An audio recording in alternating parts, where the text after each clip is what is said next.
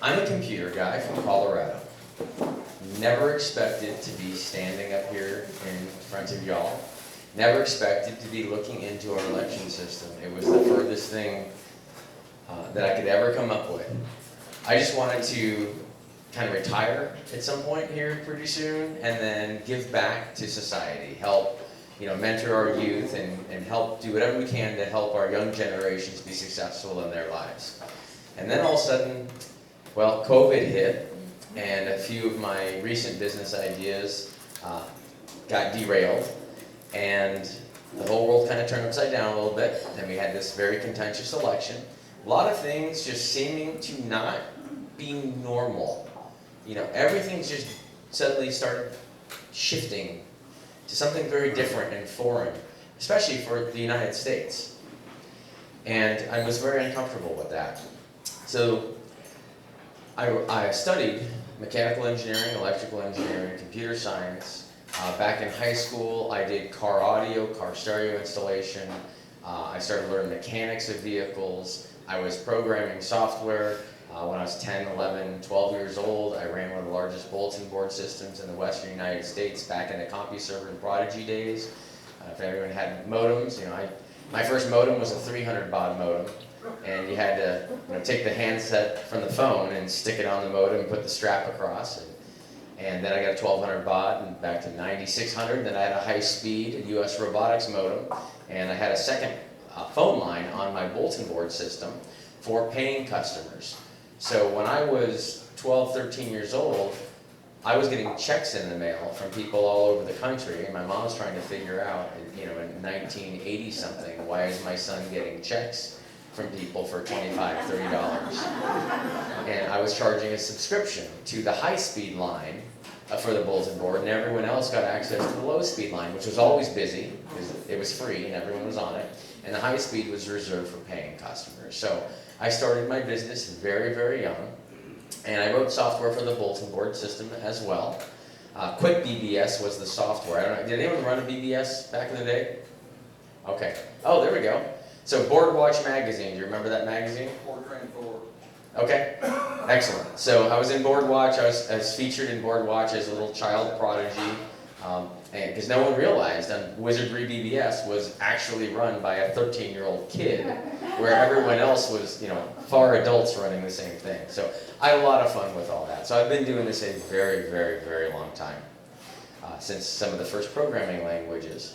So I got into cybersecurity, software development, and then into forensics. If I find something that's interesting to me and I don't understand how it works, I like to figure out how it works. I was a little kid that as soon as we got screwdrivers and a hammer, I took everything in my house apart because I was very curious how it all worked. I visited a lot of states trying to figure out how our election system works and what citizens are actually seeing on the ground.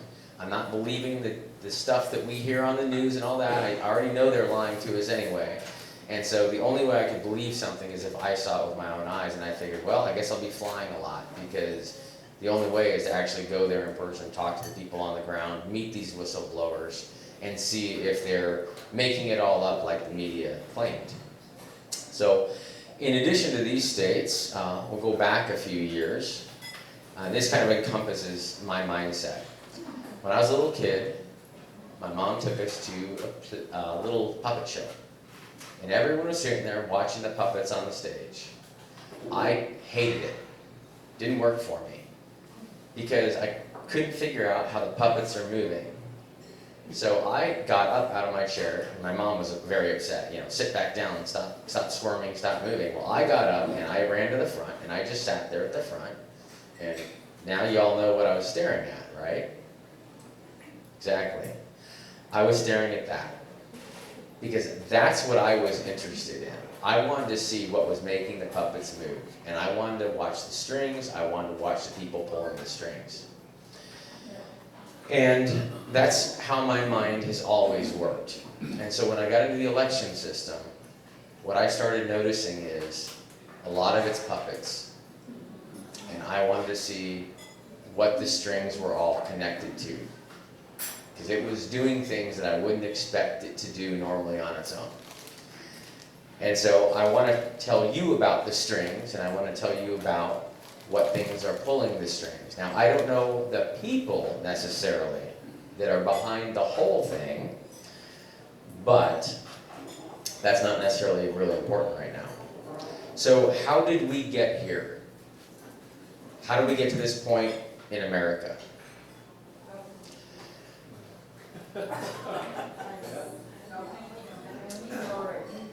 And then the question is, who is they? Who thinks you're stupid? Because I get that question a lot. Mark, okay, you say they a lot. Everyone says they a lot. Who is they? They are the evil geniuses. They are the architects of this system. And there have to be a handful of them that have put this together. Because it's very complex, it's very wide-reaching, but it is a brilliant system because of what it's able to do. And it had to be architected. Someone put time into this. Are there any architects in the room? Any engineers in the room? Couple? Okay, I figure we got a few. Someone put time and energy into this. So you'll have an appreciation when you see this whole big picture. After looking at all of the data and taking a 30,000-foot view of all of this, it's actually very elegant. And so you're all going to have a very good understanding of how it's all working when you leave tonight. So to understand the election ecosystem, you have to understand the components of it. 4 main components, very simple. There's a voter registration database, or multiple databases, voter validation, tabulation, and reporting. Those are the 4 components. So the voter registration, that is a database with name and address and some other information that's allowed to vote. Back in the day, in order to vote, you had to have your body. Well, now, a record in a database gets a vote. Not necessarily a person, but just a record in a database. If I create another record in that database, that record gets to vote. So we get records in a database that get votes now in this country instead of people, citizens. And that's extremely dangerous. Now, could it work? Yes. If there was 1 record per person, per live American citizen, yes. But there's nothing that guarantees that there is a unique record for each unique person that is a citizen. There's a disconnect there. And that's a massive problem because that's a way to manipulate the system. It's elegant because people don't understand what a bad guy might do with that. And that is the question that does not get asked enough. Every election change we have had, I think they have ignored the big question they should be asking for each one of those. What would a bad guy do with this? Because if you look at everything we do in our election system, a bad guy could have a heyday with about every part of it right now. And that's the problem we have. So, if I injected an extra 10,000 records in that database, that's an extra 10,000 ballots that'll be in circulation. For instance, in Colorado mails out a ballot to every record in that database, regardless of whether people ask for it or not. So if there's 2 million records in the database for Colorado, they will mail out 2 million ballots. And 2 million ballots will go to the addresses that are in that database. It doesn't matter if the people exist. There's just going to be that many extra ballots. If you want an extra million ballots floating around, just add 1 million records to the database. And they'll be floating around.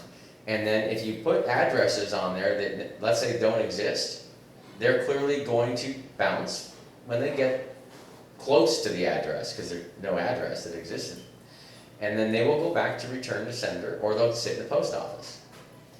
And I've heard from officials that worked at post office that they know where the ballots come back to. There's a room that they all get stored in, and then the supply just starts disappearing over time. What an elegant way to hijack, to create extra ballots and then hijack them. You just put records in the database, invalid addresses, the ballots get mailed out, they bounce, and you know they're going to end up back at the post office. Is every state like that, or just Colorado? Not every state is like that. Okay. Some states actually have a return address that's a particular P.O. box. And those ballots go back to that Do they do particular that in PO box. Texas? Do they do that in Texas? I don't know what they're doing in Texas. Okay. But different states do different things.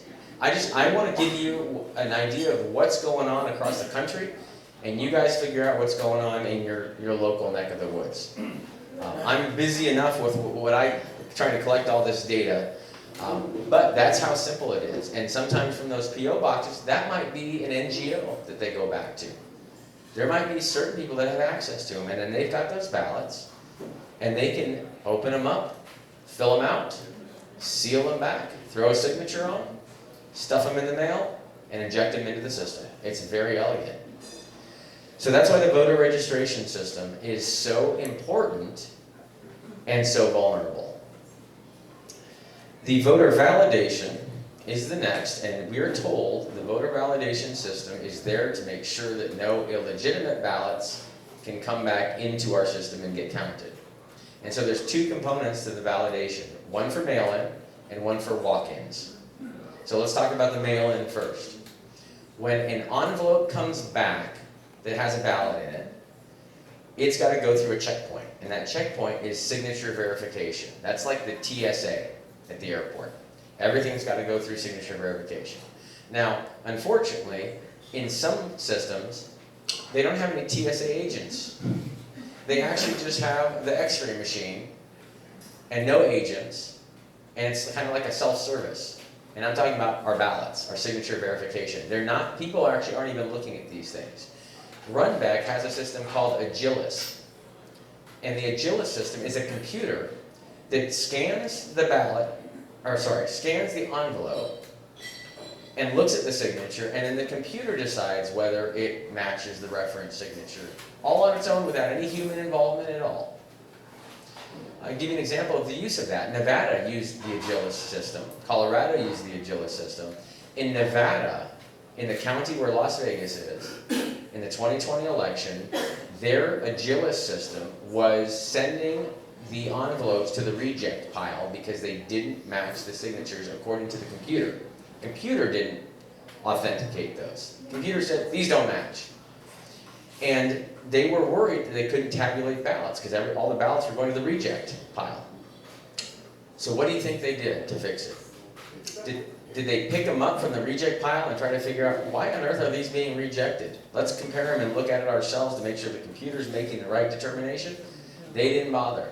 What they did is they went into the software and they turned the threshold setting all the way down until the computer just started passing all of them. That was their solution. That would be like if the X-ray machine is picking up bombs and the lines are getting really long because they're getting all these bombs found. They just turn the sensitivity of the X-ray machine down so they don't see the bombs anymore. Okay, go on through. Who's going to get on that airplane? No one. But we use this election system. They ask us to use that. These ballots are coming into the system. So that's an example of citizens being totally out of the picture and the signature verification system being completely compromised. Now, even when citizens are part of it, we have a massive problem. Who has been a signature verifier in this room? Okay, great. We got 3 people. How long was your training? 20 minutes. 20 minutes. How long was your training? It was the same. What? It was about The same. 20 minutes, and yours? 5 minutes? 20. Okay, so about 20 minutes of training. Okay. So you're pros. We don't only have the signature, now they have verifiers, you have to put your driver's license and or the passport and social security number, so we have other measures to verify. You've got to check that data against the Yes, other we have data. other verifiers. Right. So the verifiers that you have, well, anyone that would want to manipulate that system also has access to the same information. Yes. So they can just make sure that what you get already matches before you even get it. In fact, they have access to all the signatures also. Here's another problem. With the signature verification, the point of that is you get the signature on the envelope, and then it shows you a reference signature or multiple reference signatures, supposedly, allegedly from that individual. And what you're supposed to do is look and determine whether the signatures match. In a court of law, if someone told you let's say that you filled out some paperwork and you took out a loan for $1 million. And you knew you never took out a loan for $1 million. And you told the court, that's not my signature. And the court said, well, it looks like your signature. You said, no, no, no. Here's my license, I'll pull it out. That is not my signature. And then the judge looked at it and said, well, it looks like it. And you knew it wasn't. You'd say, hold on, no, it's not. The judge would get someone that is a certified forensic document examiner to look at that, to determine if it is your signature or not. And that certified forensic document examiner, it's 2 years of schooling to be able to learn to do that accurately. Otherwise, you don't get certified. And if you're not certified, you can't testify in court of law. Real simple. So we're doing the same thing. We're expecting citizens to make the same comparison. Is this signature matching that signature? And they only get 20 minutes of training. And let me ask you this question. On the test they gave you at the end to make sure that you learned something in the training, that you were a professional, that you were good at it, and that you did it without any error, what is the grade? What was the minimum grade you had to get for passing? There was no test. Oh, you didn't have a test? Did you have a test? Did you have a test? So they trained you for 20 minutes and then didn't even test you to see if you could do it correctly. Okay, so what they're doing, and by the way, I haven't heard of a single person that's ever been actually tested.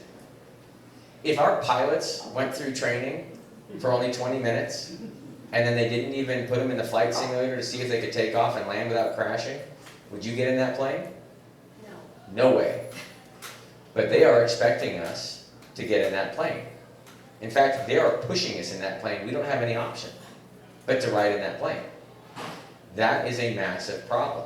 So signature verification is defective anyway. We're talking about Yes, sir. mail-in ballots, correct? Talking about mail-in ballots, Mail-in yes. Right, okay. Talking about mail-in ballots. So the signature verification is supposed to be the only thing that makes mail-in ballots safe. But that in itself is defective. The whole process can't work. Here's the other thing. Let's say it is my signature. Let's say I did sign that envelope. How do you know I filled the ballot out that's inside the envelope? You don't. We don't. We've always said the main fraud comes from ballot harvesting and mail-in fraud.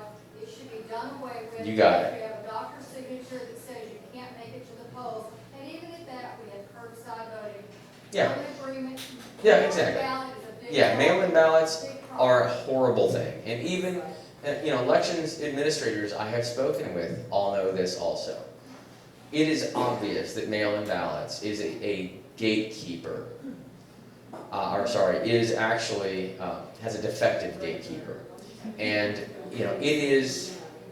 it allows more fraud in our system, I think, than most any part of our system.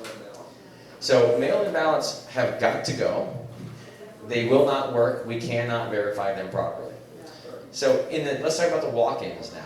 The walk-ins is the other part.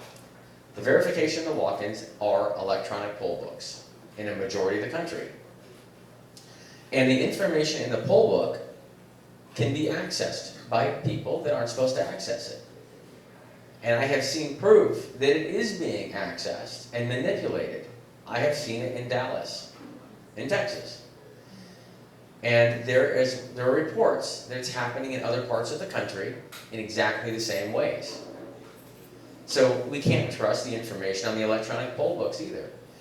If those control who's allowed to come in person and vote, and I'm a bad guy and I can make up a name and put it in a poll book, and then someone can just walk in and give them that name, they get to vote. Now some people will say, well, hold on, they have to show their ID. But if you're an election worker, you know that if someone comes in and doesn't have an ID, they still get to vote. They just have to fill out an affidavit promising to be who they say they are. Yeah. Yeah, they do, and we're actually reviewing that for Fort Bend County now. Good. In my first sample of election day, about 120 there's like 25% that are really questionable. The judges don't even fill out the voter identification, the UID, or they fill out the wrong thing. And That's a huge percentage. Sometimes I can see they did. Yeah. So that's another entry point for fraud. Very, very big. So the validation system is also a massive problem, because that controls which ballots get counted. So if that system is broken, we have no control over which ballots are getting counted. So now we don't have control over the number of ballots in circulation, and we can't control bad ones coming in. That is a recipe for failure in the entire system. And then the tabulation system controls how they get counted.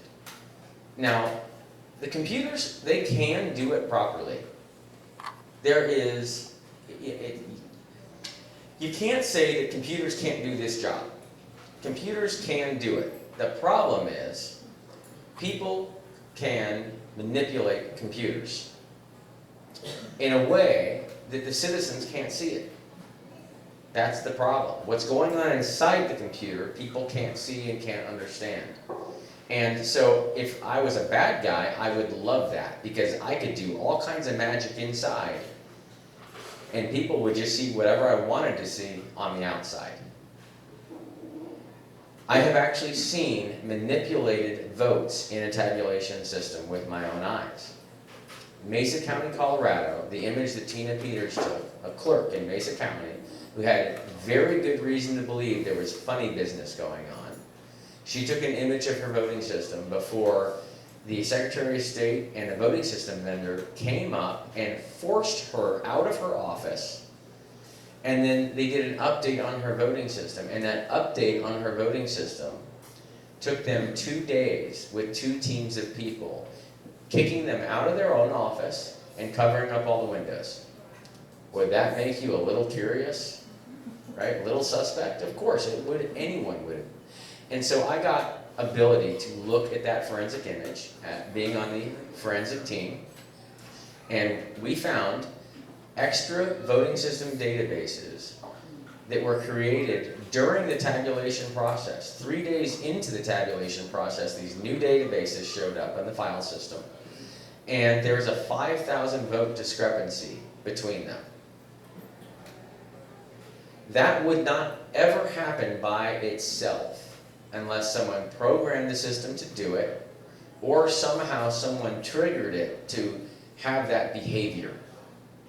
And then 5,000 vote difference was very curious. Seth Keshel, if you've ever heard of him, he's kind of a brilliant data analyst, statistician. And he, for Mesa County, Colorado, when he looked at the numbers, totally separate path, way before I ever looked at this image, he said, you know, I think there's about there's like 5,000 vote discrepancy in Mesa. They're about 5,000 off. And so when we looked at this image and looked at these databases and looked at the difference between the 2 databases, seeing that there are about 5,000 votes off, converged with Seth's theory. And that's what we're starting to see with all these people looking at the election from different angles. Everyone's ideas are converging to the same thing. It's beautiful and frightening at the same time. So if the tabulators don't tabulate the election properly, or someone's able to manipulate them so they don't, we can't trust the results coming out of tabulation either. We aren't counting the vote, a computer is. And a programmer, a bad guy, can make it count any way they want. I'll get into a little more detail on the Mesa County system in a second. So the next section is the reporting. That's the last component. And that is, in the tabulation system, after the computers count up all the ballots, the clerks print out a report, and that's the report for the county. And then that goes where? How does it go from the county, when they print out the report, to the TV screen on election night? Okay, if you know, let's hear. Well, they're supposed to send it to the Secretary of State. They are supposed to send it to the Secretary of State. In a lot of cases, that's what they think they're doing. Oh, you've watched my presentation. Yes, I have. Okay. So, go ahead, you tell me. Okay, all right, I'll do it. I'll do this one. All right. So, every clerk I've talked to thought they were sending it to the Secretary of State. Now, it's possible in some states they were, but in other states where they thought they were sending it to the Secretary of State, I asked them to show me the URL they were using, because they would click on a link in an email, and they'd go to that site, and then they would upload their results. Well, the link in the email looked like the Secretary of State website, but it actually wasn't. It was actually a different company. And what happened is the state outsourced the reporting services. So instead of the state handling all the reporting, they outsourced it to a corporation to do it instead, and then gave all the clerks that link. That corporation made the site that they created for the report of those results look just like the Secretary of State website. And then they integrated that into the Secretary of State website.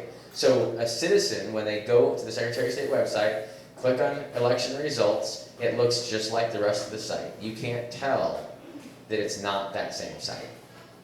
But the information's coming from this third-party company. That is really dangerous. I don't like the idea of getting the results from the system and then handing it off to a third party to then add it all up and tell us what the totals are. I think we should be adding it up ourselves and figuring out the totals. Because otherwise, what if they want to add it a little bit differently? You know, those are the people that 2 + 2 is 6. So, what we had before was the voter registration database at the county level. They were responsible for it. The people we elected at our county level would manage our voter registration cards. That we'd go into the office, we'd fill out the card, they'd take that card and file it for us. And then when it was election time, they'd take those cards for that precinct and they'd put them at the precinct. So when you showed up at the precinct, they pulled your card out, the same one that you signed. Well, now we got a free-for-all on that system, unfortunately. The voter validation and the tabulation happened at the precinct. When you went to vote, you'd tell them who you were, they'd find your record in the paper poll book they had, they'd get your voter registration card out, they'd make sure that you were who you claimed to be, and that you're registered to vote, and then they would hand you a blank ballot.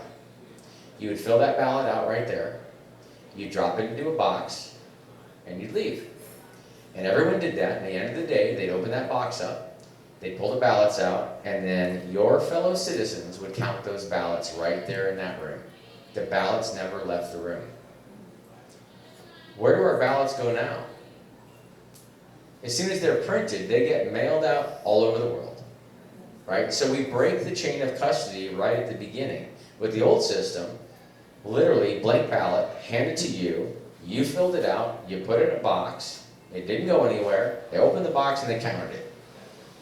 Nothing could happen in between there, as long as people were watching it, honest people were watching it. But now we lose control of it completely. We don't even know when a ballot comes back if it was actually filled out by the person that supposedly filled it out. And we don't even know if that person actually exists as a real person. Because remember, it's records that are voting, not actual people that are voting. So we would do it there, then they would add up all the results, and they'd call the results into the county. Now that gave us a lot of transparency, and that gave us our freedom, because the citizens had agency in the election. The citizens took part in the election. We could see it all, and we worked it ourselves. And we knew at the precinct level, we counted those correctly, and we saw it, our neighbors saw it. My neighbor counted those ballots rather than some guy from the Philippines, some software guy from Iran. We counted them. So here's what happened over the past 20 years as this stuff started shifting. State and corporate control of our voter registration system. Some states took it over from the counties, and then they outsourced it to these other corporations. So the counties lost control of it. I've talked to election officials. They know that. They're not comfortable with that because they don't have the control they used to have. But it's been taken from them. And they're just starting to kind of realize that. Now, when someone in a county asks for records to be removed, let's say they find some dead voters and they want them removed, they've got to make a request to the state to have them removed. And then the state has to take that request and pass it on to the vendor to have it removed. But no one's checking to see if it was actually removed. And then a lot of times they don't even remove them, they just mark them, leave them in the system, they just mark them suspended. Which means someone could just turn them back on later. And as long as you turn it back on, that record right before an election, you can send a ballot in to get checked against that record. And if it's an active voter in their database, the ballot gets through, and then you can mark it suspended again. So you just turn it on for a little bit and then turn it off. And that's happening all over as well. That's happening in Dallas. Citizens have found that. Yes, ma'am? When you say it's being taken from them, by who? What's being taken? Talking about the voter registration database? Okay, the county. So basically what's happened is the election officials used to manage the voter registration system themselves. They had the registration cards, and they were responsible for maintaining that whole database. And no one else could access it, no one else could tell them what to do with it. It was their responsibility. What's happened now is the state has taken that away from them, right? The state took it, and then the state sold it, essentially, hired a corporation to do the work. Here's the other problem with that. Government agencies are subject to FOIA, public information requests. They have to give us the information we ask for. That information is public when it is a governmental agency. But a private organization does not have to abide by that same law. A private organization has no need to give you that information if they don't want to. They don't follow that law. So when you outsource something to a private entity, all of a sudden, you can't submit as a citizen a request to that private company to get that information. You've got to submit it to the state. And then the state would have to then ask for it, but they don't have to. They could just say, we don't have it. Yes? So when the government outsources all this election stuff to a company, private company, is that even legal? It should be. Yeah, it should be very illegal for a governmental agency to hire a private company to do the job they're supposed to be doing. Absolutely. They're taking our tax dollars to do the work, and if they just subcontract it to a company that's not beholden to the citizens, I think that's absolutely should be illegal. So, Yes. And they swore a pledge. And they swore a pledge. And you can't just factor out that pledge. Yeah, exactly. They have an oath. They're violating all their oaths. Here, let me get through the presentation a little bit. We'll take questions at the end. Let me do that, because otherwise we'll get completely sidetracked. All right.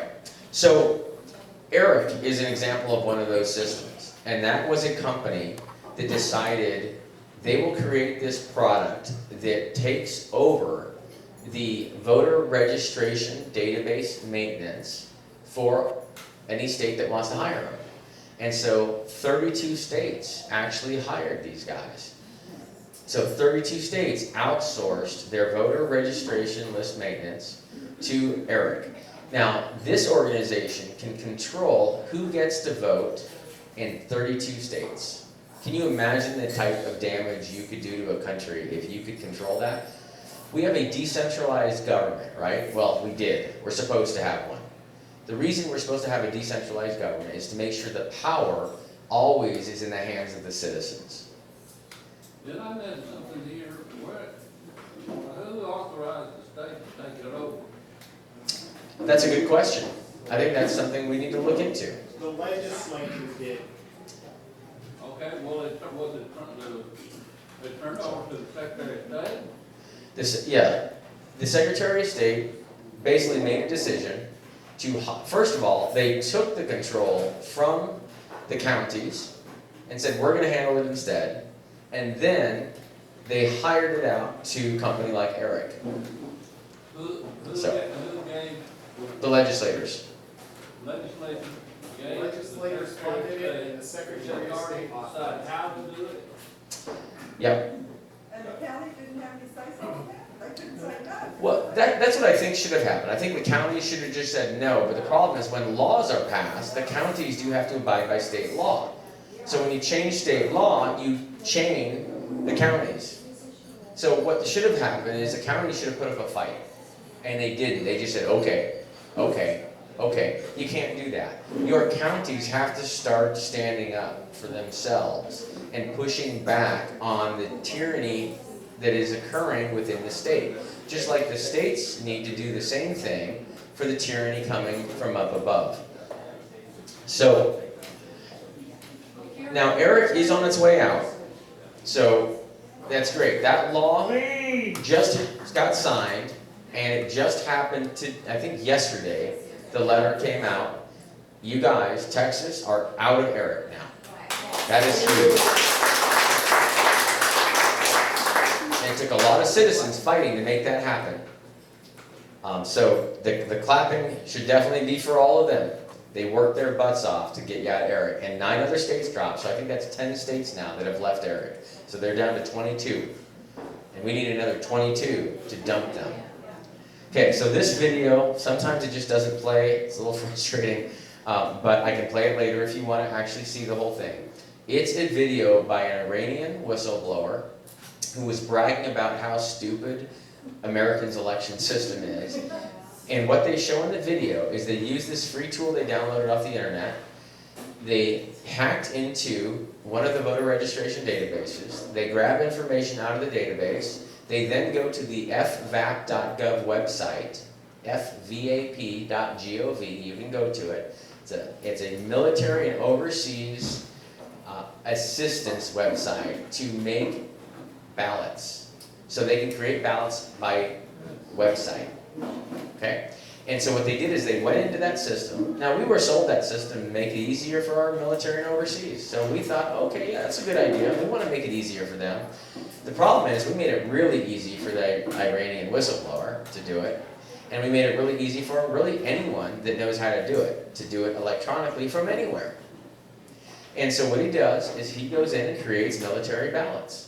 And in one of the folders, the Alaska folder, you can see in the video, had 134,728 ballots that had been created in just Alaska. And he had a bunch of other states listed also. Texas is not on the list, but there are about 20 states there, and it looks like there's about the same number of ballots in the other state folders that he opens up and shows for a brief second. And so all of those could have been easily created and then injected into our voting system to manipulate the whole system using our tax dollars that built the website to begin with. Are they for hire, or So- is this just chaos?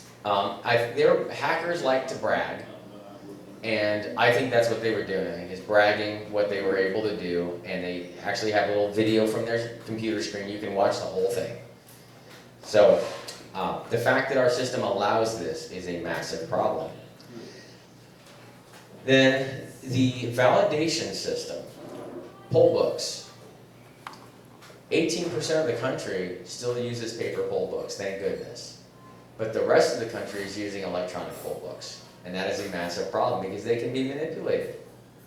In fact, in Dallas County, the judges that were there were working the poll books. People were coming in, they check in. On a poll book, it has a number of how many people have checked into that poll book. So the first person that comes in, that 0 goes to a 1. Second person changes to a 2, and so on. In this poll book right here, maybe 5 people checked in. This one, maybe 30 people checked in. They each have their corresponding number. 45 minutes before the polls closed, all of a sudden the numbers started going up by themselves. Right in front of the very people, the citizens that are running them.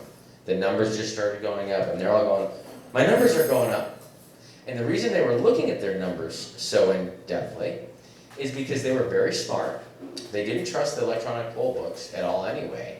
So they had notebooks next to the poll books, paper notebooks. And every time someone checked in on the electronic poll book, they wrote their name on the paper.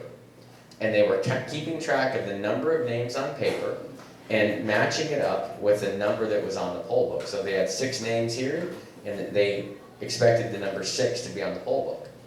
And they were very proud. They were auditing throughout the day to make sure they were always reconciled. So they were always looking at that number. But all of a sudden the number starts going up by itself. They haven't written any new names down and no one's come in to check in. So here's what was going on. And if you're a computer person, you already know what's going on. Someone is injecting records into the poll book. They're either doing it at the main database where all the poll books are connected to over the internet, or they have hacked the local network and they're doing it right there maybe from the parking lot. Because the poll books are actually connected to each other through a wireless network. The poll workers come out and they set up this wireless router. It sets up a little Wi-Fi network right in the polling location. And then that Wi-Fi router has a cellular card in it a lot of the times, and that gets them out to the cellular network, just like your phone gets on the internet. They do the same thing. They may not go to the internet, but they do go to a network on the cellular carrier system. So when they say, well, it's not connected to the internet, they may technically be right, but it is connected to another network, and that's all you need to hack it. It doesn't matter if it's on the internet or not. So don't fall for the it's not on the internet thing. That is a distraction.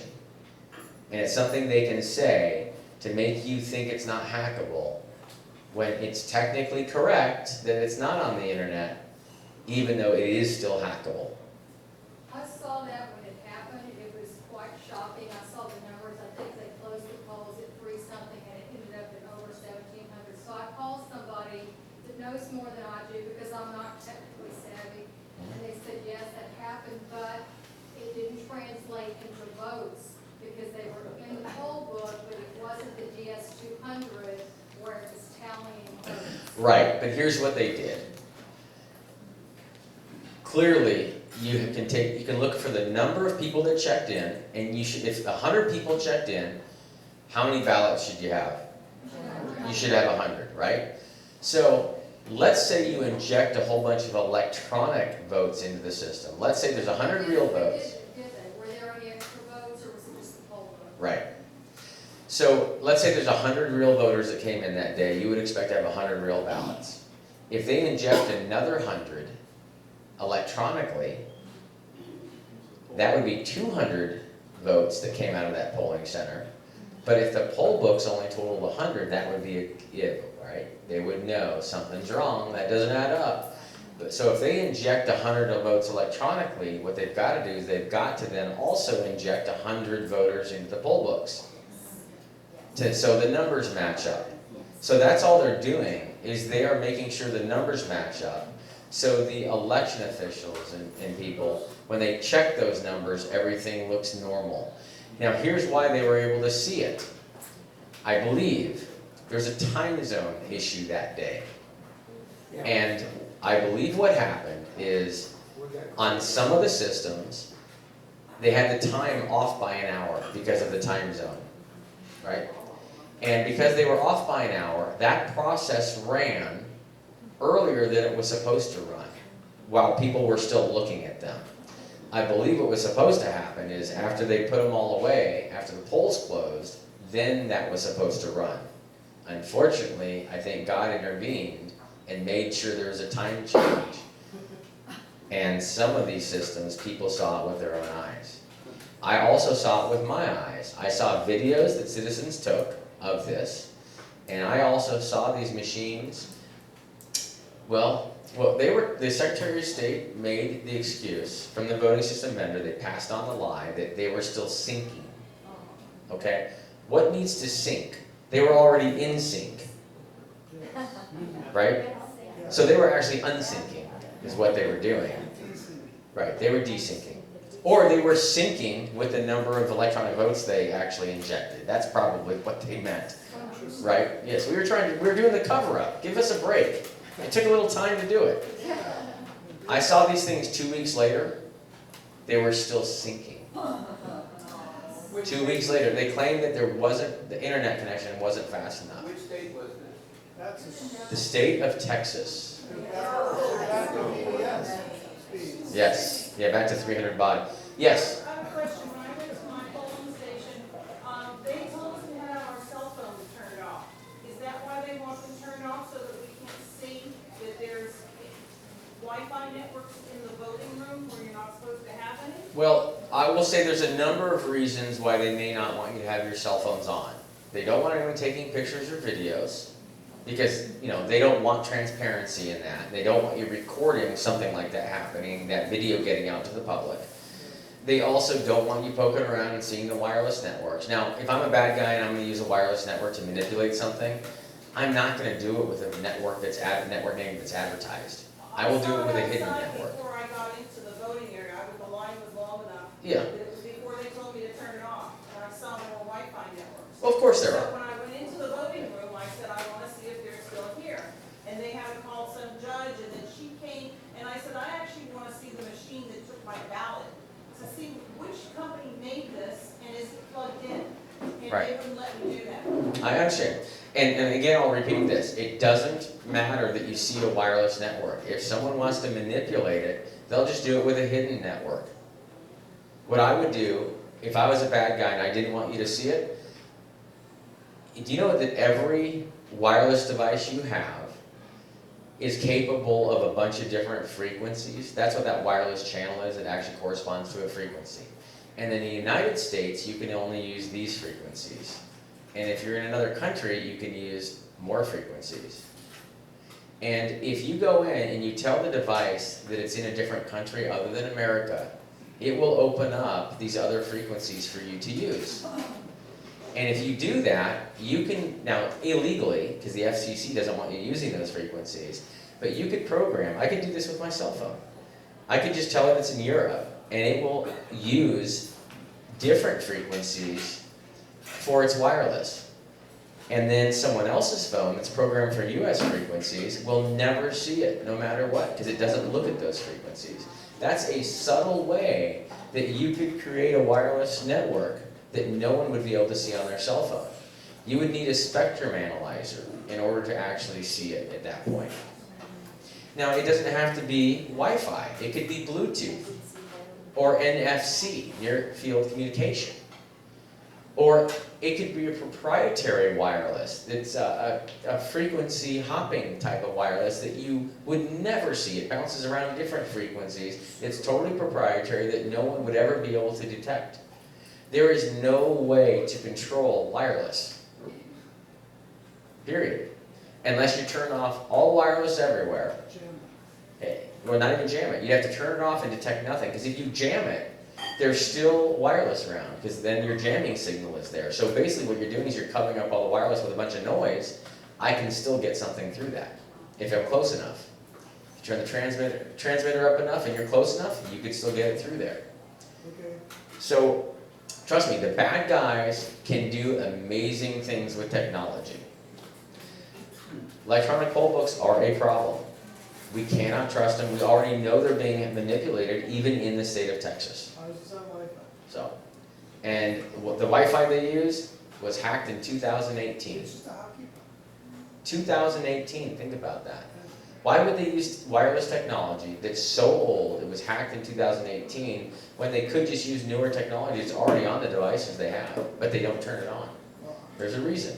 our hockey pucks have been accessed to get to the internet. Exactly.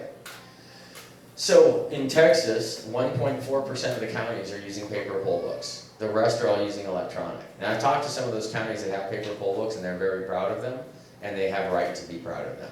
We need to get back to paper poll books, because paper poll books cannot be hacked by anything, as long as you maintain chain of custody of that poll book.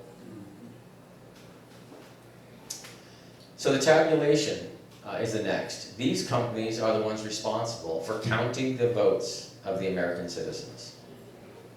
Back in the day, the American citizens actually counted their own votes. But these are who do it now. ES&S, Dominion, Hart, Unison, Clear Ballot, Premier, Sequoia, and Microvote. Dominion actually has the second largest market share. ES&S is beating them, and then Hart's right below.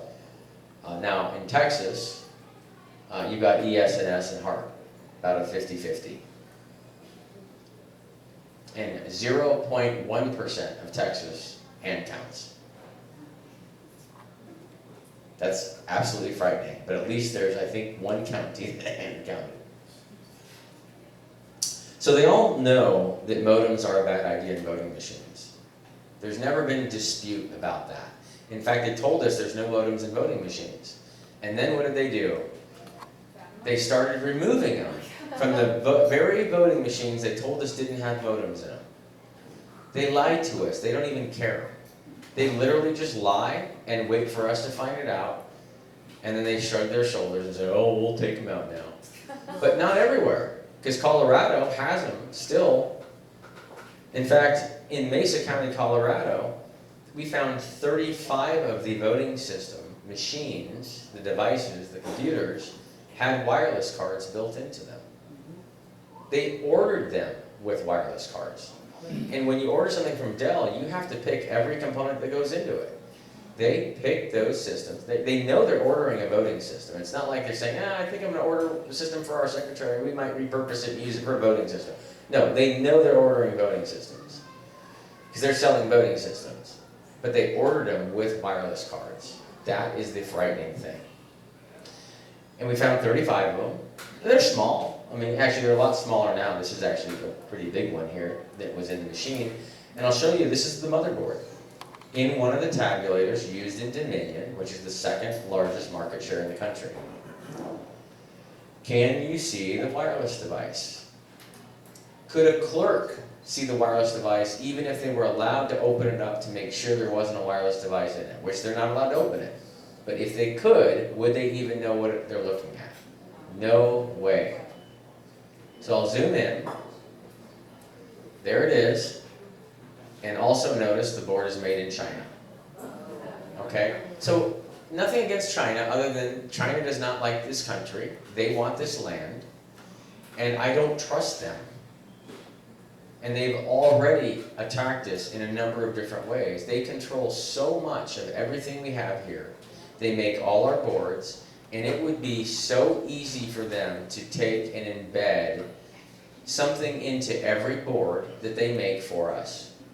Embedded between the layers of the board even, because there are multiple layers to circuit boards now. They can sandwich them all together. They could hide a wireless transmitter and receiver in there. And then they could manipulate that from afar. Now you couldn't be too far away from it. You had to be kind of close, probably within half a mile, maybe closer. And China's a little bit further than that, right? So they would need some way to get to that wireless device they embedded in the board.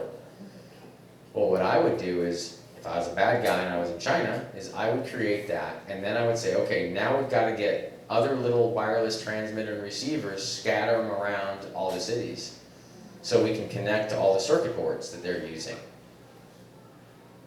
But what do they do? Call the cities up and say, hey, can you install these little wireless things for us? How about 5G? And we're putting up 5G equipment everywhere, scattering it all over our country.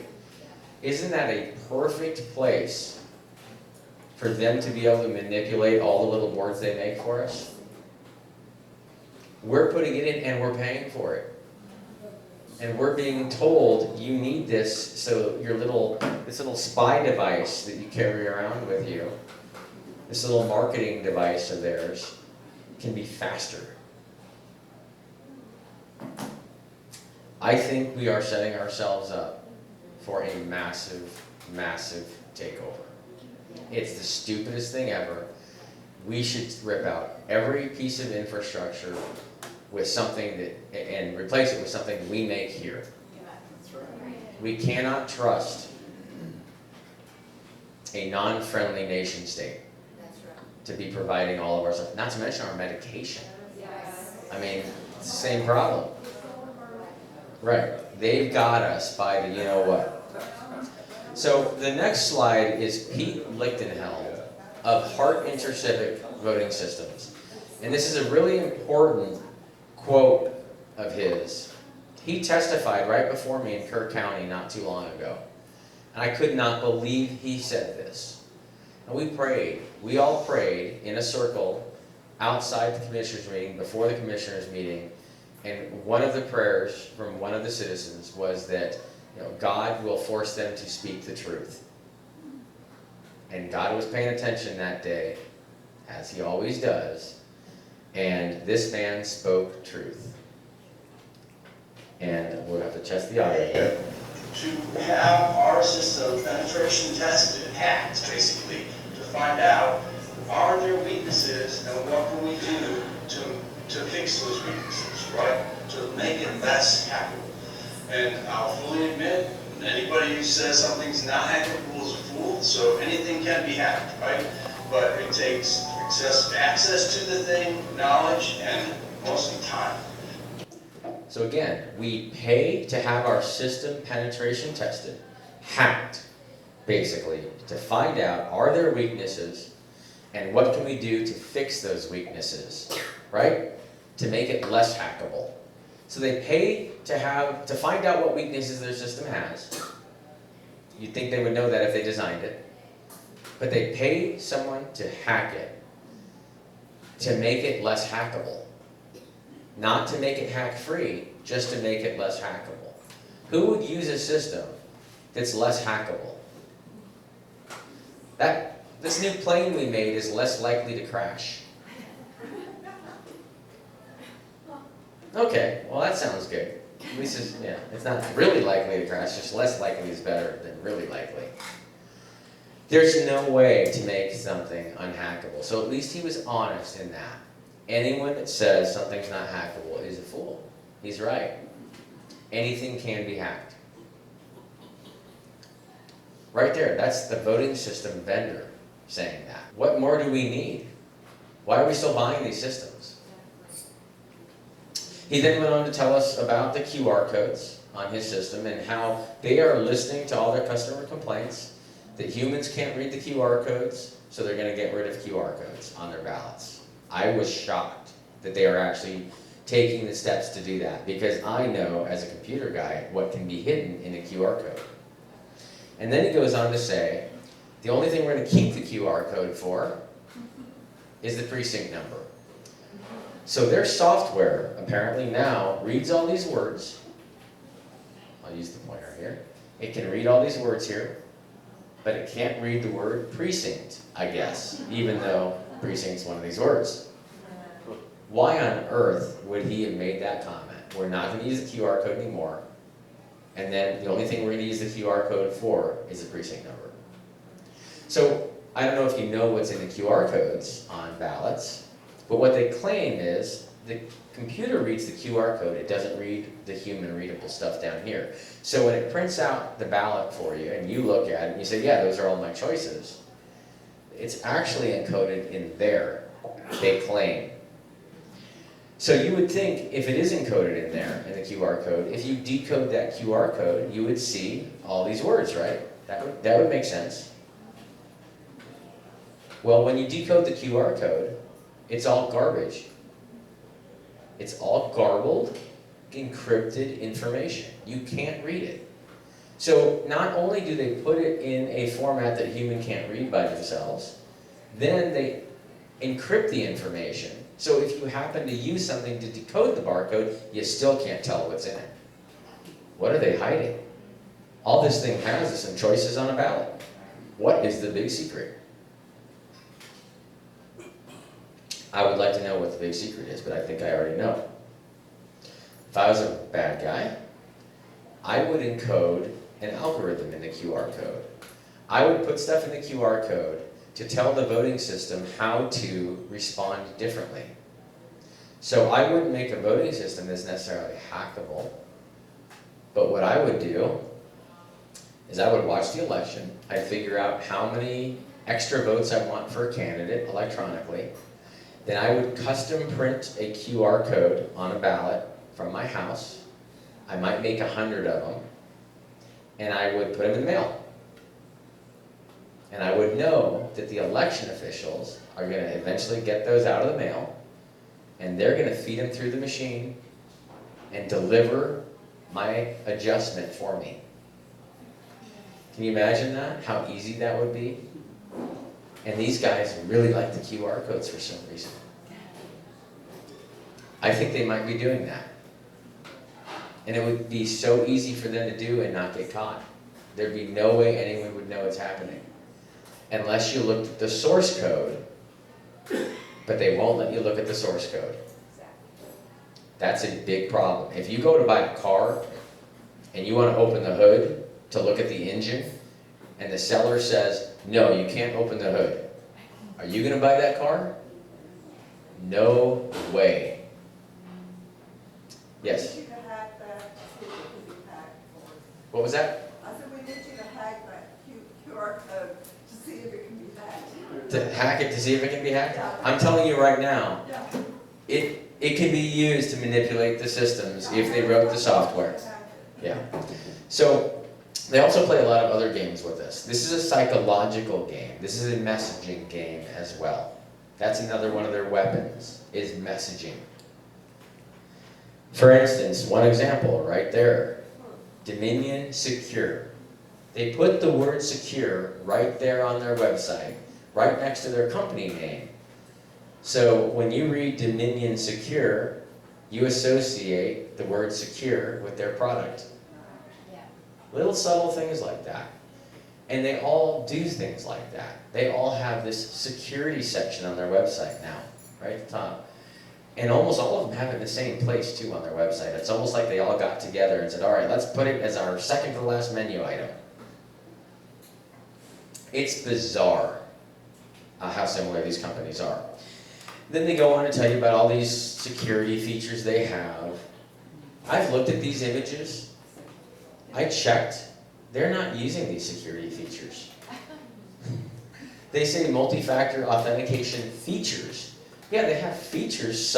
They have some multi-factor authentication in their system, but they don't have it everywhere. What good does it do if they have it in one place but not the other 10 places? They say they have encryption. Where is it? Encryption protections. Yes, I found encryption in one place. In one place. But the encryption they used was what's called a self-signed certificate that is very easy to hack. And then the rest of it's unencrypted. So they're not technically wrong. They do have encryption protections. But if you assume that when you see encryption protections that means the whole thing's encrypted, that is not the case. How would our clerks know this? How would our commissioners that make the decision to buy this for the county understand this? They can't even look under the hood to see the stuff I saw that they were lying about in the first place. So they're making decisions that they're not well informed enough to make. And so they should not be buying a product they have not fully vetted. That's a big problem. They're not talking to the right people in order to make these decisions. What they're doing is they're trusting what the Secretary of State did. Oh, the Secretary of State certified it for use in Texas. Therefore, it's fine. Someone else took a look at it. They're just assuming that the Secretary of State did what they said they did. And the Secretary of State did not test these systems adequately. I don't believe they did. So, Mesa County, Colorado, I was the lead forensic investigator on that case. I got the first look at that voting system before anyone else got to look at it. And it was very fascinating to me.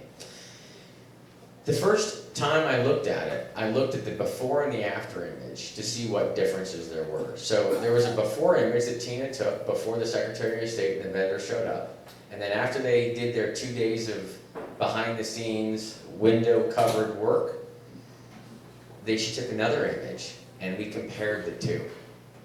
And what happened is they came in and they repartitioned the hard drive on the voting systems. They reformatted it.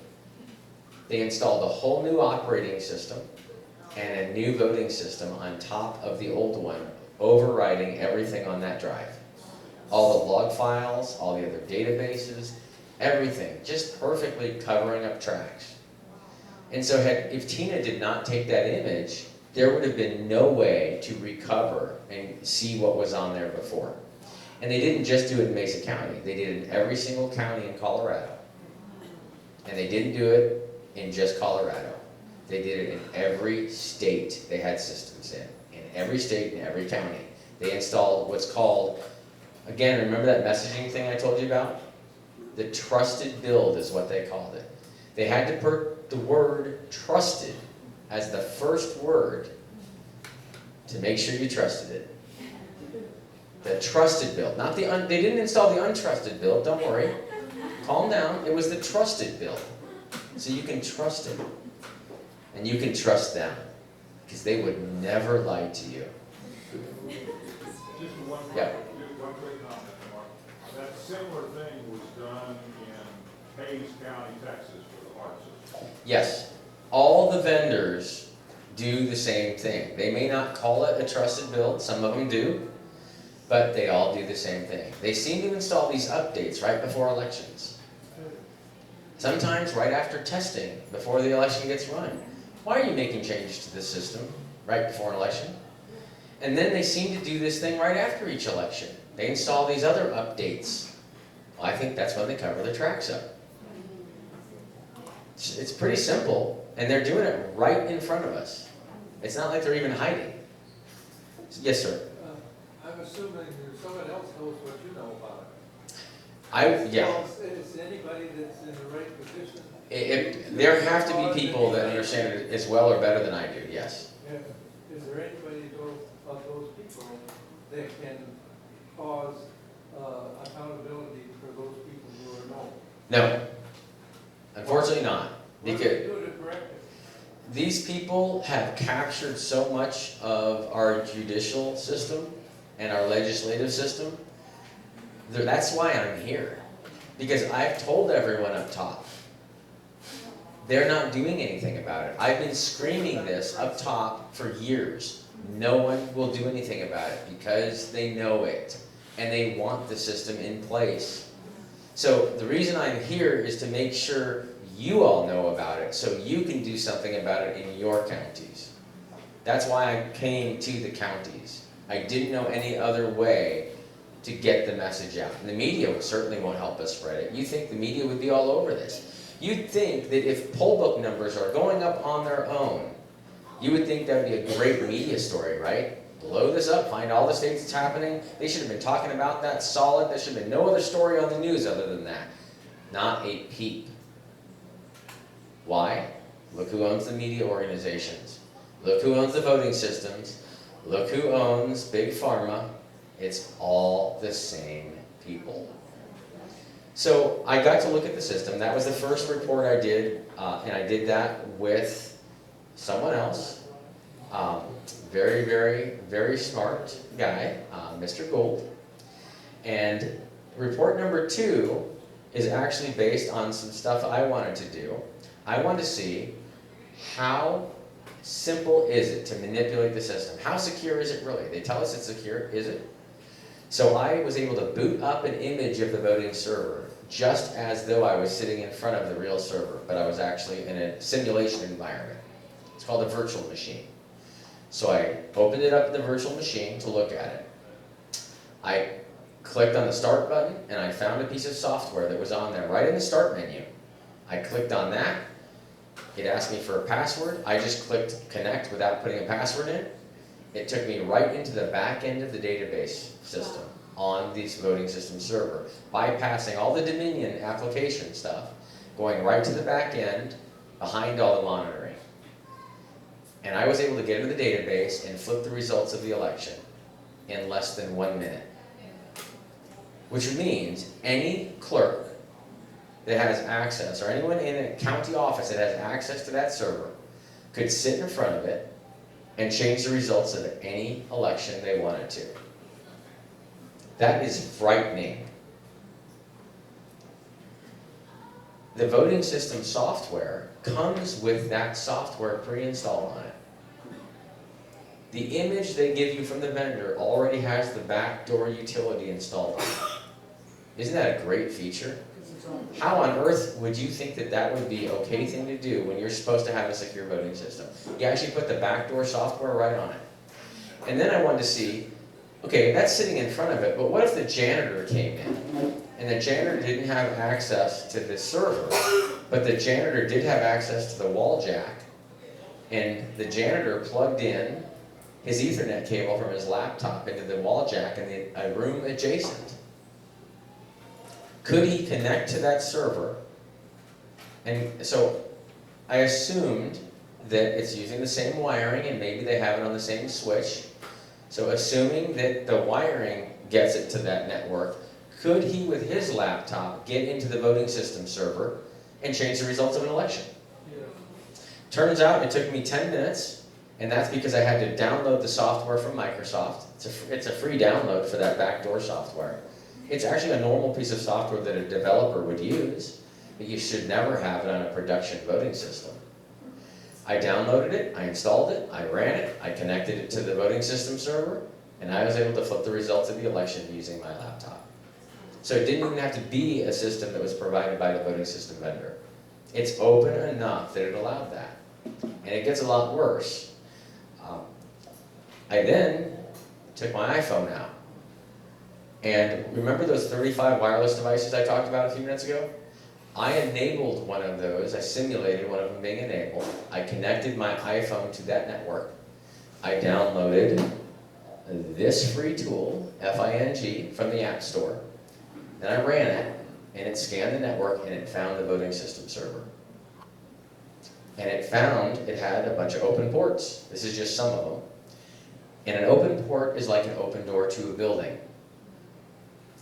So I then downloaded this piece of software, and I connected it to that port. And the password I used, I'll explain why I knew the password, or why it was really easy to figure out. But I was able to get into the back end of the election system again, the back end database, and flip the results of the election with my iPhone. This is on a voting system used in the United States, the second most used voting system. I was able to flip the results of an election with my iPhone. That is frightening. How on earth could that happen? And I found probably 100 more ways you could manipulate the system. In fact, there's another backdoor utility I found as well. There's at least two of them. And it's a hidden one, a tiny little one. I found hidden in millions of files, a little backdoor utility that lets you get right into the database and flip the results of elections. Or do anything you want in that database. Very dangerous. I wouldn't put a knife in a crib with a baby. Yet they had a knife in the crib with a baby. In Colorado, I testified alongside Tina Peters to try to get the state of Colorado to remove the wireless cards from the voting system. Everyone knew there were wireless cards in it now. We blew that open. And they told us, don't worry, they're all disabled. They're not used, they're all disabled. And we said, okay, that's great, they're disabled. Let's just pull them out. Why disable? It's one screw. Let's just pull them out. Then we don't have to worry about it. So there was a bill to remove the wireless cards from all the voting system equipment in the state of Colorado. Kind of a no-brainer, right?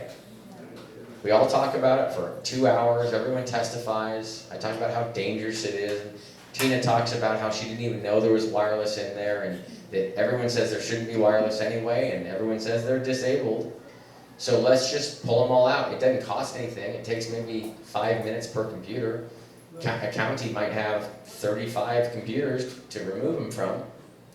Not a big deal. Even the laptops might take 30 minutes to remove them from the laptops, if that. They voted it down. They actually voted to keep the wireless devices in all of the voting system computers in Colorado if a county wanted to. It was the first state to legalize marijuana. I'll tell you what, I think that the legalization of marijuana, I think, was definitely tied to a manipulated voting system. Because that was a billion-dollar industry. And somehow, all those just kept passing. I mean, they allowed these dispensaries right next to schools even. I mean, it's just the craziest thing. So, I did some research on all this. I'm looking at everything I can find on Dominion, of course, because I am hot on Dominion. And I found this report, written by Freeman Craft McGregor Group in 2014. I'll read you the conclusion of the report, because the whole thing was very damning. They actually evaluated the Dominion system. And it reads, if remote access is gained, recovery of user credentials through system memory analysis could be executed and used to modify the back-end database of the EMS server. The exact same vulnerability that I found in 2021 was publicized in 2014. And they did nothing about it. And all those years. And how many years before 2014 did that exist? Until these guys found it. It's bizarre. So So if you look at Dominion's various versions, this isn't all of them, but it's some of them over the years, this 2014 version is the one they evaluated that had that conclusion that I just read. It was tested by this testing lab, it was tested against this standard here in 2005, and certified in 2014. So they tested against a standard that was 9 years old. That's crazy, 9 years old. Then in 2017, they had a new version of Dominion, tested by a different lab, Brovian V, and they used a standard from 2005. Still, really old. And the weird thing is, there was a newer standard. There was a new testing standard in 2017, but they ignored it and used it 2005. Then a new version, 2019. Another testing lab, SLI. And look at that, 2005 standard. They're still using the old standard to test it. And then this version here, this is the most recent version, 2005 testing standard. But when did they do that? March 16th of 2023, a few months ago. They still use a 2005 standard. Why do you think they're doing that? There's two newer standards.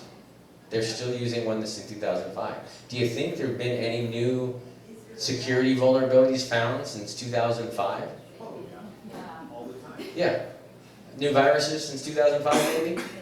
Yeah, there's been new viruses probably since you walked in the door to this restaurant. And they're using a standard from 2005. Now, I've been talking about this all over the country, and they're clearly hearing me because they just had a hearing about a month ago, and they stated they now are requiring the latest standard, which is a 2021 standard for any new voting systems. That's better, right? At least they're finally using the new standard. They didn't explain or didn't even bring up that they missed the middle standard, but they touted that as, hey, we're being really proactive in our security. We're going to now require this new standard. And they said they had to require the new standard because the old ones were not secure enough. Okay? If the old ones were not secure enough, why did you keep testing against the old ones for all these years? But it's much worse than that. Then they went on to say, we're not going to disallow use of any voting system that uses the older standards, though. You can still keep using them. So what good does it do requiring a new standard when you don't invalidate the old ones? If planes kept crashing, a certain model plane kept crashing, why would you let people keep flying in it? You would ground them all. Look what we did with the 737 MAX. We had a problem with that. They grounded the whole fleet for years until we figured it out. But our voting system, hop on in. You'll notice one of those companies was SLI Compliance, one of the testing labs. They are a subsidiary of GLI Compliance, or GLI Labs. GLI stands for Gaming Laboratories Incorporated. Gaming Laboratories Incorporated is the testing company for the casino industry. Isn't that weird? That the company that tests our casinos machines, our slot machines, also tests our voting system? Those are very secure. Because they're very secure. Would you rather vote on a slot machine? No. The point that I'm making is, I used to make magnetics for, oh god damn it, it's a place in Reno. And they made the one-armed bandits, and they could control the, they said the hardest thing they could do was to make the arm feel like it was actually pulling something, because all it was doing was turning a switch. Turning a switch, right. That was Yeah, hard. It took me signing non-disclosures and all kinds of crap for me to walk on their production floor. Yeah. It was, It's a joke. It's a joke. So, this building here was hit by a truck by this guy. He is the Director of Strategy and Security at Dominion Voting Systems. And he hit that building in his truck. backed up and went and parked it, and then went into the bar and started drinking. And then when the police showed up, they asked him, "Did you hit that building?" He said, "I don't know what you're talking about." "Well, didn't you just run into a building with your truck?" He says, "I don't know. I don't think so. No, wasn't me." You can watch the arrest video. Go to YouTube, type in Eric Coomer arrest video. If you want to see real life comedy, it is really fun to watch this. And he'll lie with straight face right to these officers. Now the reason I bring him up is he is one of the chief architects at Dominion. He's not just the director of strategy and security. He is a guy that designed a lot of that. He has a lot of patents even on software for voting systems that is shared among other vendors also. He's a very smart individual. And then his attorney showed up as he was getting arrested, had a little talk with him, and then his story changed. His story changed to, "Yes, I hit the building. I'm sorry, I panicked, I've been under a lot of stress." Why was he under stress? He was under a lot of stress because right before the 2020 election, he was on the phone with a bunch of Antifa members. Which, you know, you would think that the lead guy at our voting system vendors would be hanging out among Antifa members. That would make sense, right? On this call, as a Zoom call, there happened to be an insider from our side, not basically meaning not Antifa, that happened to be on that call. And Eric Coomer said on the call, I won't say it because there's public here, but I'll tone it down. "Trump isn't going to win. I made effing sure of it." That's what he said to everyone on the call before the 2020 election. This guy wrote the software for Dominion. Dominion's used in second largest in the company, or the country, right? Isn't that a weird statement for someone to make that has all that power? Yeah. And then it came true, didn't it? Trump didn't win. So, he didn't go to jail. He admitted that he did it. And they released him. Because he was honest. And his attorney, I'm sure, said, "Just admit you did it. Don't bring any more attention to this. Pay for the stupid building." You know, Dominion just got $728 million from that Fox settlement. I wonder how much Eric Coomer walked away with. Probably a big chunk of that. He's laughing all the way to the bank. That's the danger when you have that much consolidation of the people that count our votes. How about we count our votes instead? Wouldn't that be a much better idea than trusting people like that to count our votes? Okay. So here is why this matters to you in Texas. I know it's Dominion, you guys don't use Dominion here. I get that. But the system's broken. Because the same testing labs that tested HART, Clear Ballot, Unison, and ES&S, and you use HART and ES&S here in Texas, the same labs are the ones that tested Dominion. And if those labs missed those glaring vulnerabilities that I found, and the 100 others I found, what did they miss in HART and ES&S? You can't trust them to have done their job properly. Therefore, you cannot trust any software they evaluated, and you can't trust anything they certified. It's clearly a joke. And we're the ones, unfortunately, not laughing. They are. So, the reporting system is the other thing I wanted to show you. This is the Secretary of State site for South Carolina. This is their reporting website. I happened to look at that, and I noticed when I was looking at it, that's strange. That looks a lot like Colorado's site. It's the formats, the colors are different, but the general format's really similar. And if anyone's a computer programmer or works in that arena, if something looks that similar, it's probably the same product. They probably just changed the look and feel to customize it for that particular customer. So if you right-click on a web page in that blank area, you'll have a menu pop up. If you select the option View Page Source down at the bottom here, you will see the source code for a web page. You can do this with your own browser on your computer. And I looked at the source code and I found Seidel was listed there, and here, and elsewhere. And what I found is in Colorado and South Carolina and a whole bunch of other states, they sold their reporting job to these corporations. In fact, this corporation, Seidel, who also has another name, Clarity Elections. That's their other US name. Seidel is a company based in Barcelona, Spain. The clerks in these states thought they were sending their results to the Secretary of State, but instead what they were doing is they were uploading those results to Seidel. And then Seidel was adding it all up and then creating these pretty little graphs, making this web page look just like the Secretary of State site for that particular state, and then they embedded it into the Secretary of State website. So Seidel was actually handling all the results. Here's another very interesting thing. Seidel went bankrupt before the 2020 election. Months before. Bankrupt. But they still handled the election, and they've still handled elections after that, despite going bankrupt. So, dig into Seidel. SCYTL, write that down, just search it when you get home.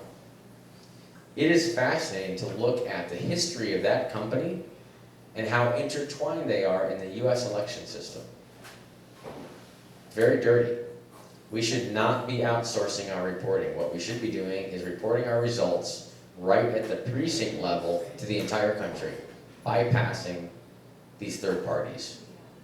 We need to know what the results are ourselves. I don't want someone filtering them and adding them up for us. Does everyone here know how to add?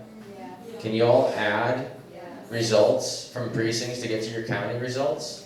Okay, so why are we sending all our results overseas to have them added up for us? It's stupid, right? So, an honest election, you allow the citizens to vote, you collect the ballots, you tabulate them, and you get the results. That's how a normal election works. Here is how you can steal an election, a very low-tech way. In between collecting the ballots and tabulating the ballots, you, the bad guy, gets their hands on them. And you count the totals to see what the real result is. So let's say Mary got 50 votes and Bob got 100 votes. But you want Bob to win. Okay? Determine how many extra votes you need. How many votes do we need for Bob to win that? 51 more votes, right? Because Bob has 50, Mary's got 100. We need to get 51 more votes for Bob to get him to win. How do we do that? Well, one way we can do it is fill in undervotes. If anyone doesn't know what an undervote is, let's say you're voting for Bob and Mary, and you don't want to vote for either of them, and you don't fill either of the circles in, that's an undervote. You basically chose not to vote. It's like a no vote. If someone got their hands on those ballots, though, they could find the undervotes, and they could just fill in a vote for Bob. So if you found 51 ballots that had undervotes on it, you could just fill in Bob. Here's another thing you could do. We could also just get rid of votes for Mary, right? Okay. Or we could add more ballots for Bob. Let's just find another 51 ballots. We'll just print them out, we'll fill them out, and throw them in for Bob. Works in Chicago. Exactly. Then you find them, you remove ballots for the opposing party, and they end up floating in a river or a lake somewhere, right? After the election, you're just seeing ballots floating everywhere. It's so easy, just get rid of the Bob votes. Now here's another creative way you can do it. Instead of filling in undervotes, if you wanted to invalidate Bob votes, instead of getting rid of the whole ballot, you could take one of those votes for Bob, the ballot with a vote for Bob. You could also fill in Mary at the same time on it, and that's going to create an overvote. More than one candidate, and then you can't tell what the voter intended. And so you get no vote. It cancels Bob's out without having to throw a ballot out. So that's another way to manipulate it. That's old school, and everyone's been doing that since the beginning of elections. It's happened everywhere. Because we didn't have cameras on that stuff, and we didn't have proper chain of custody, it allowed that to happen. So they sold us these new computers to stop that kind of stuff from happening. They said if we do it with computers, it'll get rid of fraud. Well, what would have we done? What we did is we use the computers now to obfuscate the fraud. So now we can't see the fraud. It's out of sight. Is that better? Do you feel better now? We just don't see the fraud. It's still there. We just can't see it. Okay. So let me show you this video here. Right, what we saw, this guy right here. Let's see. Here we go. He is the Attorney General for Montana. And the audio is very quiet, but what he's saying is he watched a video and it looks like the clerk is shredding ballots. So I'm going to show you a snapshot of this video. This is the clerk.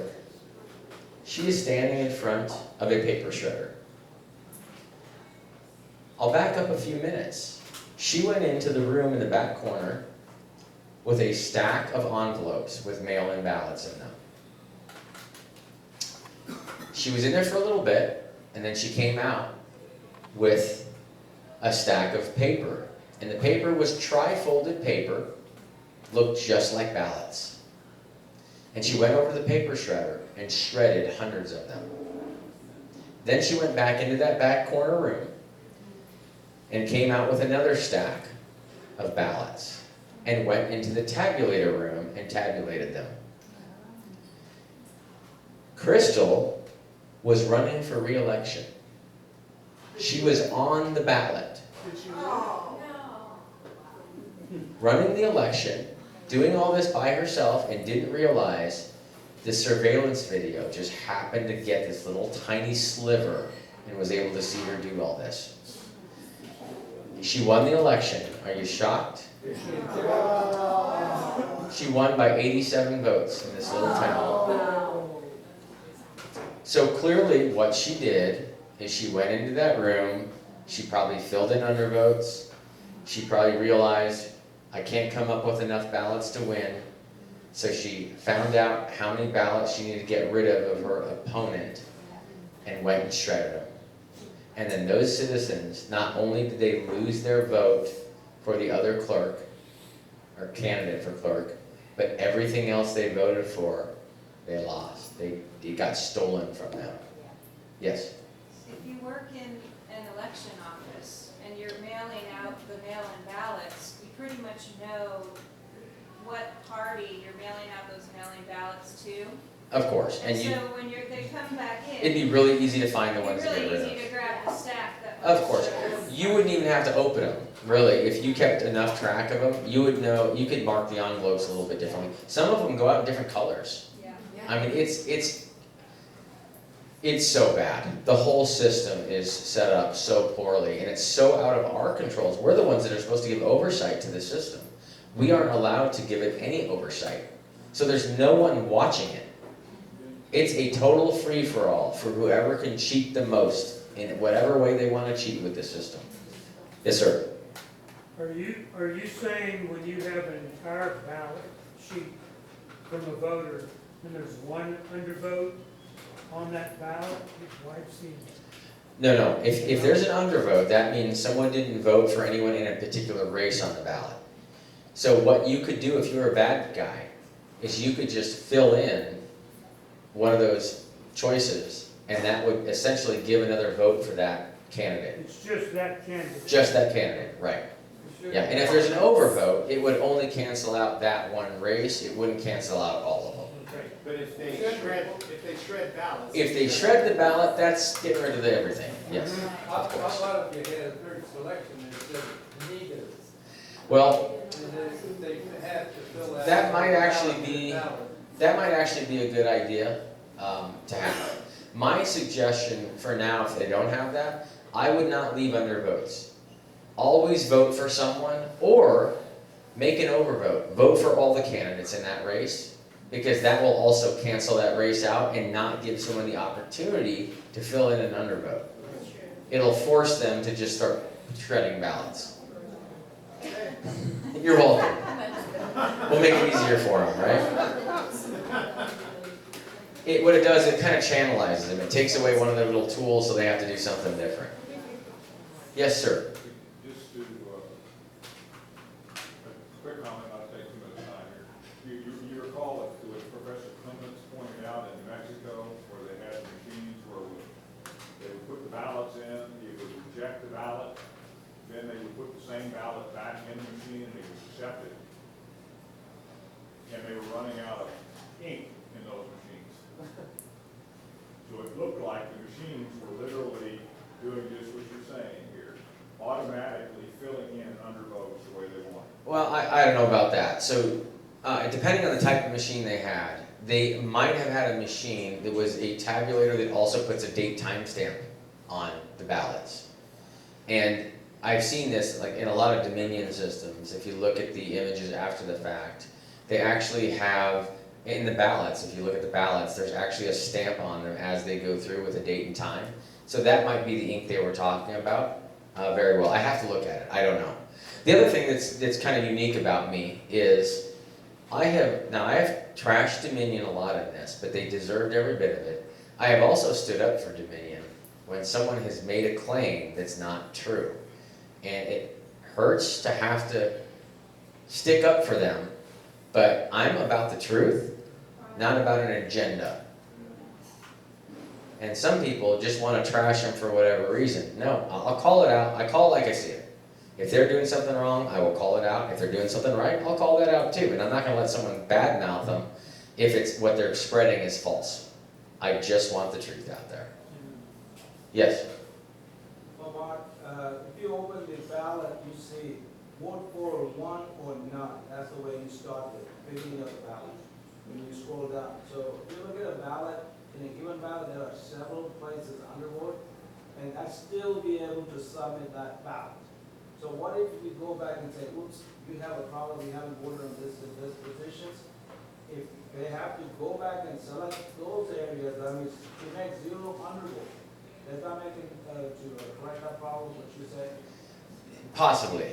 I'd have to look at the system, and I don't know, are you talking about a digital readout? Are you talking about the DRE? Yeah. Okay, we gotta get rid of those. You can't use touch screens for ballots. Everything's gotta be paper. It's too easy to manipulate the touch screens. And really, you know, I've seen the complaint also. I was there on the ground with the citizens while they were voting in South Carolina, and they were getting complaints in, because we set up this little hotline, so the citizens could have some oversight of election problems, because we didn't trust the government to do it. So I set up a hotline, little 1-800 number, and everyone was given that number in South Carolina. If you have a problem in the election, call this number and report it to us so we can start paying attention to what's going on. And a lot of people were calling in for this reason. When I selected Bob on the touchscreen, it put a selection in for Mary. Yes. And then I kept having to go back and hitting Bob, and after 5 or 6 times it finally took, and then I really quickly hit accept. Okay, touchscreens aren't that bad these days. They're not, and if you press the same thing in the same place, it's going to keep doing the same thing. It doesn't, on the 5th time, just magically start working unless someone wrote it in the software to automatically pick the candidate that they wanted to be picked, no matter what you pressed. And then they probably have a little counter in it that after 5 times, it actually picks the right one that you're pressing. So you don't think something is wrong, you end up going to get someone. And the reason they would do that is most people might not notice that, right? They might just press this and press this and press this and hit OK and good, I'm done. And if enough people do that and they get that little percentage that they need, it might be enough to move some votes. Now, I think in Fort Bend County, our touchscreens create a paper ballot that is then counted. Okay, so I'll tell you a little bit about touchscreens. First of all, touchscreens, they can do it like that. They can also, when you press Bob, let's say the check mark shows up next to Bob. The software developer is telling it to put a check mark next to Bob, but it could record a vote for Mary. It could just put the check mark next to Bob. The touchscreen doesn't count the vote, the paper ballot. I'm getting there. counts the vote. I'm getting there. So it can show you Bob, even though it records Mary on the printout. Now, the printout that you get from that machine, does it have a QR code on it? Yes. But you can No, audit, it's barcodes. you can audit the printout. I can only hear if one person talks at a You time. can audit the printout for a It precinct. has a barcode on it. But you can Okay. audit the hard copy printout. Yes, you can. Okay. It shows, I voted for Joe. I know, but the barcode determines how it's tabulated, not the words. Yeah, Hey, now what did I say? Did I say tabulate or audit? okay. I said Audit. So, So yes, get the so word right. I'll talk about how they can do that. Here's how you can manipulate that. So you could write in the text, you could have Bob in the text, but in the barcode, it could actually have Mary encoded in the barcode. So when the scanner, the tabulator reads that, it actually sees Mary instead of Bob, That's right. right? And that's very simple to happen. That's what I would do if I was a bad guy. Now, what your point is, you can take that piece of paper and you can audit it, you can look at the words and you can recount everything that way. And yes, you can do that, but it's not done on every election. So if a bad guy's gonna manipulate something, they could just manipulate something that's not going to be checked or audited. I'm not saying that's the way they do it every time. The issue is, we have a system that's totally out of our control, and there are a number of different ways that it can be manipulated. That's the problem. And if they can't do one thing, they may just do another thing. We have a system that's too complicated and that requires way too much work to check everything, when there's a much simpler solution.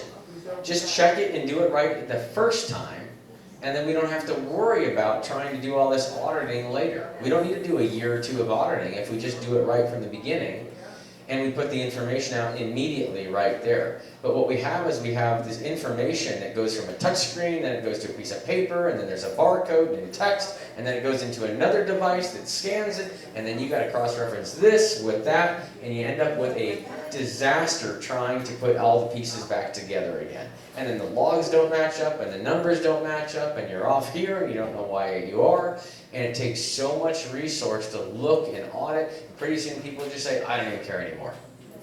How many people is it gonna take to count?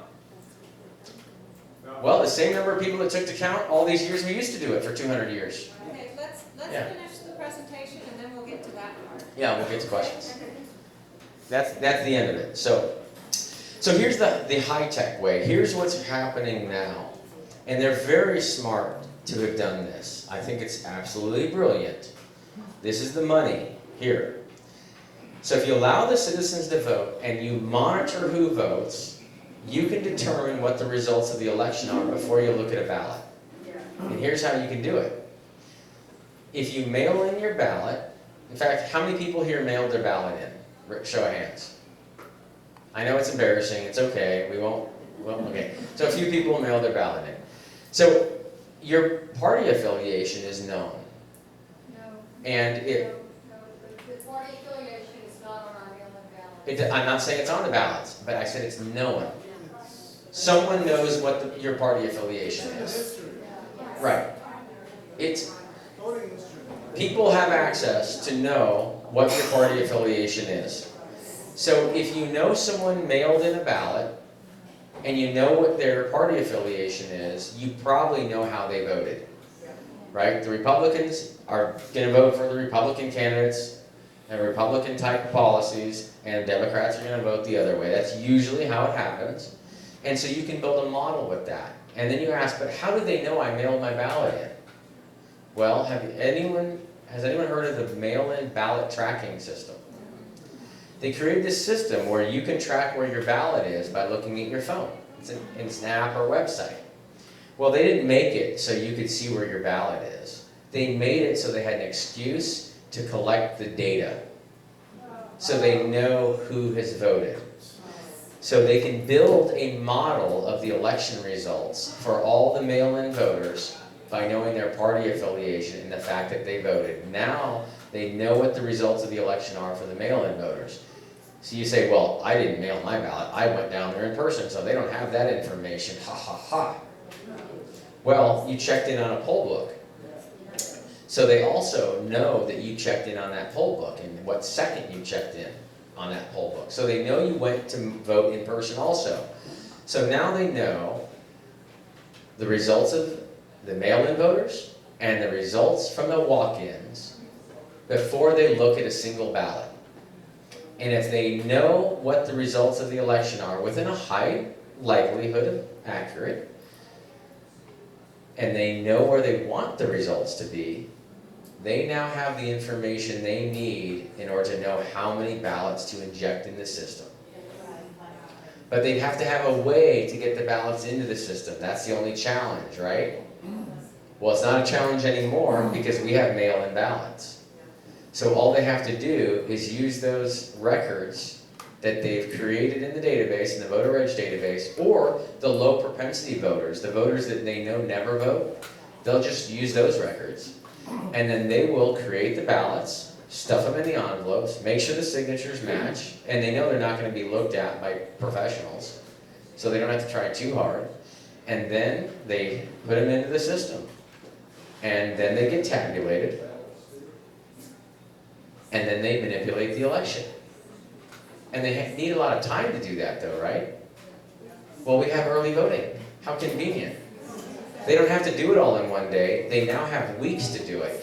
And if they still don't get it right, they have time after the election, because an election day, what they give you is this thing called unofficial results. So here's the results of the election, but they're not official yet, so they're not correct. But, you know, I guess they're good enough for you for now. And then they have weeks until the official results come out. Get the dead people. Yeah. So anyway, let's try to keep the conversations down so everyone can hear. All right. So that's what they're doing. And it's a very sophisticated way to do it. But the great thing about it is they don't need the tabulators anymore. The tabulators can work perfectly. They don't have to touch any of those. They don't even have to touch the reporting. They can manipulate the entire election just by manipulating the voter registration database and injecting ballots using mail-in voting and defective signature verification. If you've seen 2,000 Mules, you see evidence of this very thing being done. That's what we would see on the end if this was happening. And what I'm finding out is, all of these ways I thought they could do it, which I've been talking about for years, we are now seeing the evidence of that. Just the exact stuff I would expect to see is what we are seeing all around the country. How much more do we need? And people are still saying, where's the evidence? Where's the evidence? It is looking at us, right at us. We can see the evidence. Now, we know how they're doing it. So we've got to stop giving them all these easy ways to manipulate the election. Break the feedback loop. Maricopa County, what we tried to get everyone to do is vote on election day. The reason that was to break the feedback loop. Don't give them the information they need to manipulate the election. And what ended up happening?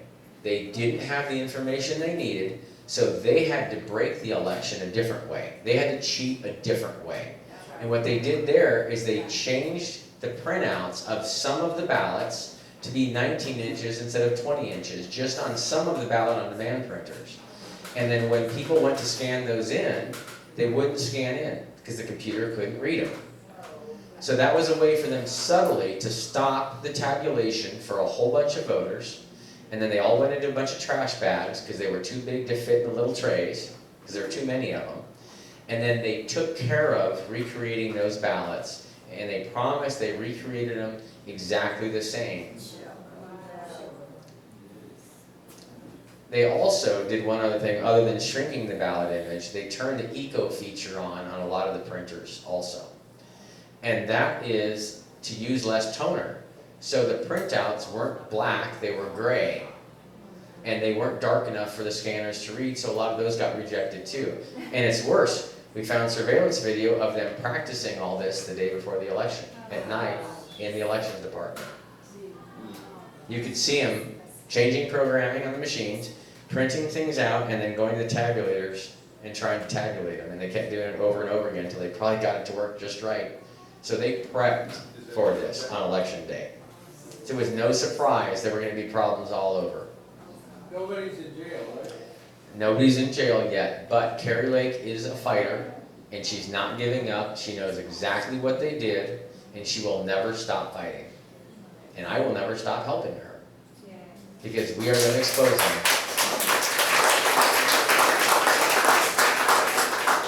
All right, so I've only got a few more minutes, so I'll cruise through this pretty quick here. I took this picture in Sacramento County, California, when a clerk asked me to come in to look at her system because she thought there was some funny business going on. And this I took on December of 2020 when I went out there. They told us Dominion was made in America. Is America spelled C-H-I-N-A? I'm not a great speller, so I'm not sure. Okay. Yeah. It's identifying as American, yes. That's right. This is a trans voting system, okay? It's trans-American. There we go. All right. So she also showed me this. She showed me by asking one of the warehouse staff to go open the gate that was controlling access to all of the election equipment for the county. The guy in the forklift walked over and unlocked the gate for us. He had the code to all of this stuff. That's crazy. And right inside the door was this, a laptop labeled ballot printing station. And she opened up the laptop lid, and look at that. That's the password for the ballot printing station. Now remember a little bit ago I told you I used my iPhone to flip the results of the election and I had to enter a password to get onto the server? The Colorado voting server was not difficult to figure out the password.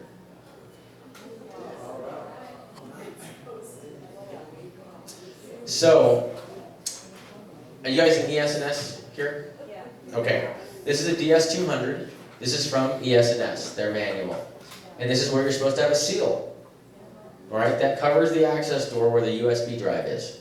And that's how you program the tabulator and where it stores the electronic votes. That's where you're supposed to have the seal. I walked into a voting center in South Carolina and saw this. I'll zoom in a little bit. I'll zoom in more. It's missing the seal. Part of the seal's there. You can see little red marks right there. Little remnants of the seal, but the seal's missing.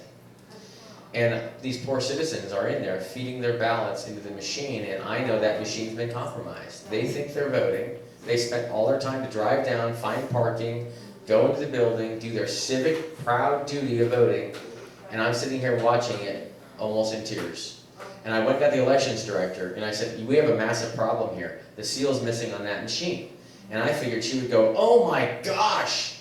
I can't believe this. Okay, stop voting. Everyone stop. Call security right now. Let's pull the surveillance footage. Go get another machine out of the back. Quarantine this thing. Let's figure this out. Nope. She told me to leave. And there's no problem. So I made some phone calls, and I had people from all over South Carolina take pictures of the machines in their voting centers. And here's one of them. Another one. Look at this. That seal had been peeled up and then put back down. You see the word voided in the background. The white letters, voided. It's worse though, much worse for this machine, because look at what else. The seals are missing on the storage compartments for the ballots, the physical paper ballots. So you can't trust the programming on the machine, you can't trust the digital ballots stored on the USBs, and you can't trust the paper in the machine. So what are you going to do to verify anything? The whole chain of custody for the whole thing is broken. It's completely violated. Done. Let me get the questions at the end, because I got to get through this. Called the sheriff, filed a police report, and she resigned 2 weeks later. Hyder Garcia, 13 years at Smartmatic Voting Systems in the Philippines, was asked by the Bureau of Immigration not to leave the country because him and all these other people were under investigation for election fraud. Under investigation for election fraud, Hyder Garcia. Hyder Garcia disappears and ends up in Placer County, California, and runs their elections. Oh, you're laughing? Okay. How about this? After he runs Placer counties, he ends up in Tarrant County, Texas. And in Tarrant County, Texas, he bought a whole new voting system, conducted an election. They had an amazing turnout, right? That's that narrative they plant everywhere, right? That's so you believe all these big numbers you see in the turnouts. It's because they're injecting ballots and they have to make sure you buy these huge turnouts. So they've got to prepare you for seeing huge turnouts. So they tell you about this, how much there's going to be this big turnout. It's all messaging, psychological manipulation. And then 20,000 ballots won't scan.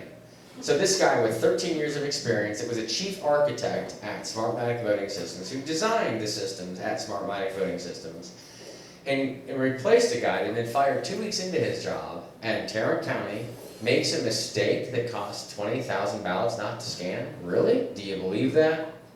So he recreated those 20,000 ballots. Does that sound familiar? Yeah. What a convenient way to change people's votes. And then he does that, and shortly after, the county turns blue. The first time since 1964. Sorry, that's not a coincidence. I called him out on March 31st of this year on a public podcast. 2 weeks later, he sent in his resignation. He resigned, which is good, but I knew that ball would bounce. And here's where the ball bounced. Hyder Garcia, today, was his 5th day at the EAC, the Election Assistance Commission, that handles our entire country's testing and certification for all voting systems. And I'm trying to find out how did he get that position and who at the EAC hired him. Who did his background check? And how on earth did someone in our EAC hire a guy that's under investigation for election fraud in another country to oversee the elections in the United States of America? Okay, so we have close to no transparency in our current system. And this is a very dangerous place to be, but it's going to get worse because, well, the quote, I consider it completely unimportant who in the party will vote or how, but what is extraordinarily important is this: who will count the vote and how? That is Joseph Stalin in 1923. And we, right now, have outsourced the counting of our votes. We do not count our votes anymore. We gave it away just like Stalin wanted. The whole thing is a magic show. This is a diagram Russ Ramsland made. I thought it was great, so I threw it up as a slide.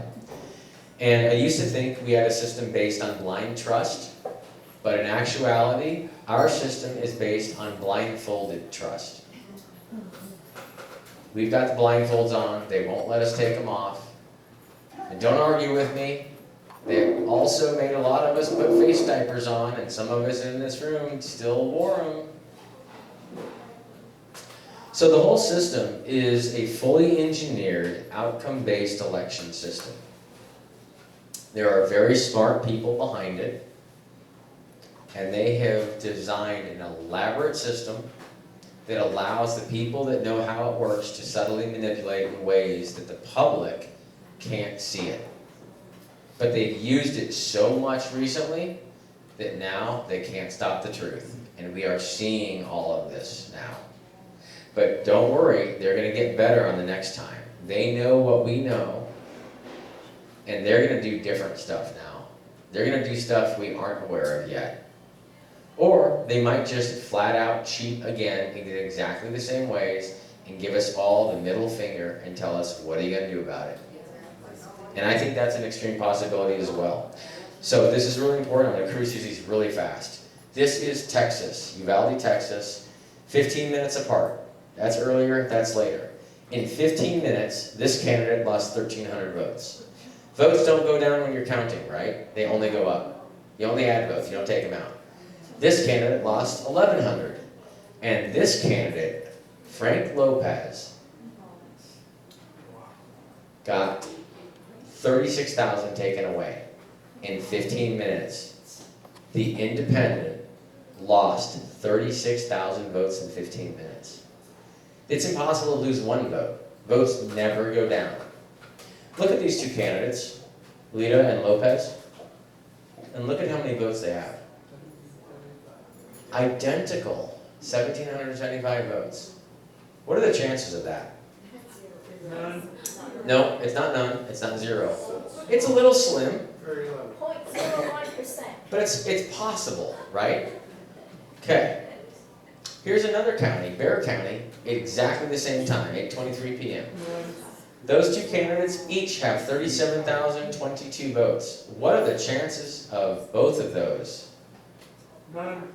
I would say we're close to zero, right? Okay. Clearly this is being manipulated, right? There's no way this could happen otherwise. But hold on, how about 3 counties?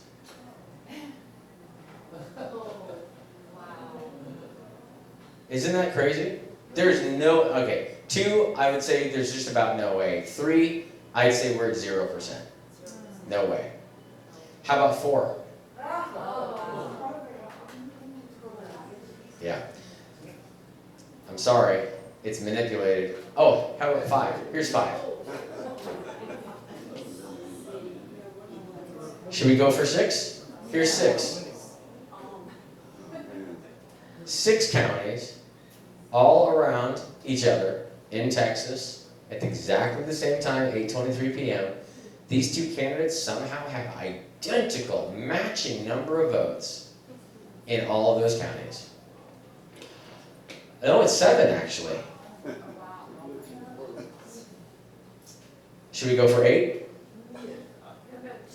Do you think this might be manipulated? Yeah. Okay. I'm glad we're there. I don't know how much more we need to go. We'll call it good at 8. Okay, so here's where they're going. They're going to go to e-voting. They're going to use all this energy and say, you know what, you're right, our systems are too vulnerable, we're going to solve that problem, let's go with these. And they're going to introduce it first for the disabled. And they've already told me they're doing this, they're laughing about it. They're going to introduce e-voting for the disabled. In fact, I think they tried to get a law passed in Texas already for that. Okay. So they're already trying. Luckily, it didn't happen. But they're going to keep trying until they get it, because these are bullies. And they know if they keep pushing and pushing and pushing, they'll get it. It passed, it was vetoed by Abbott. So it got passed, Abbott vetoed it. Thank goodness. And he vetoed it because people called and made a big deal about it.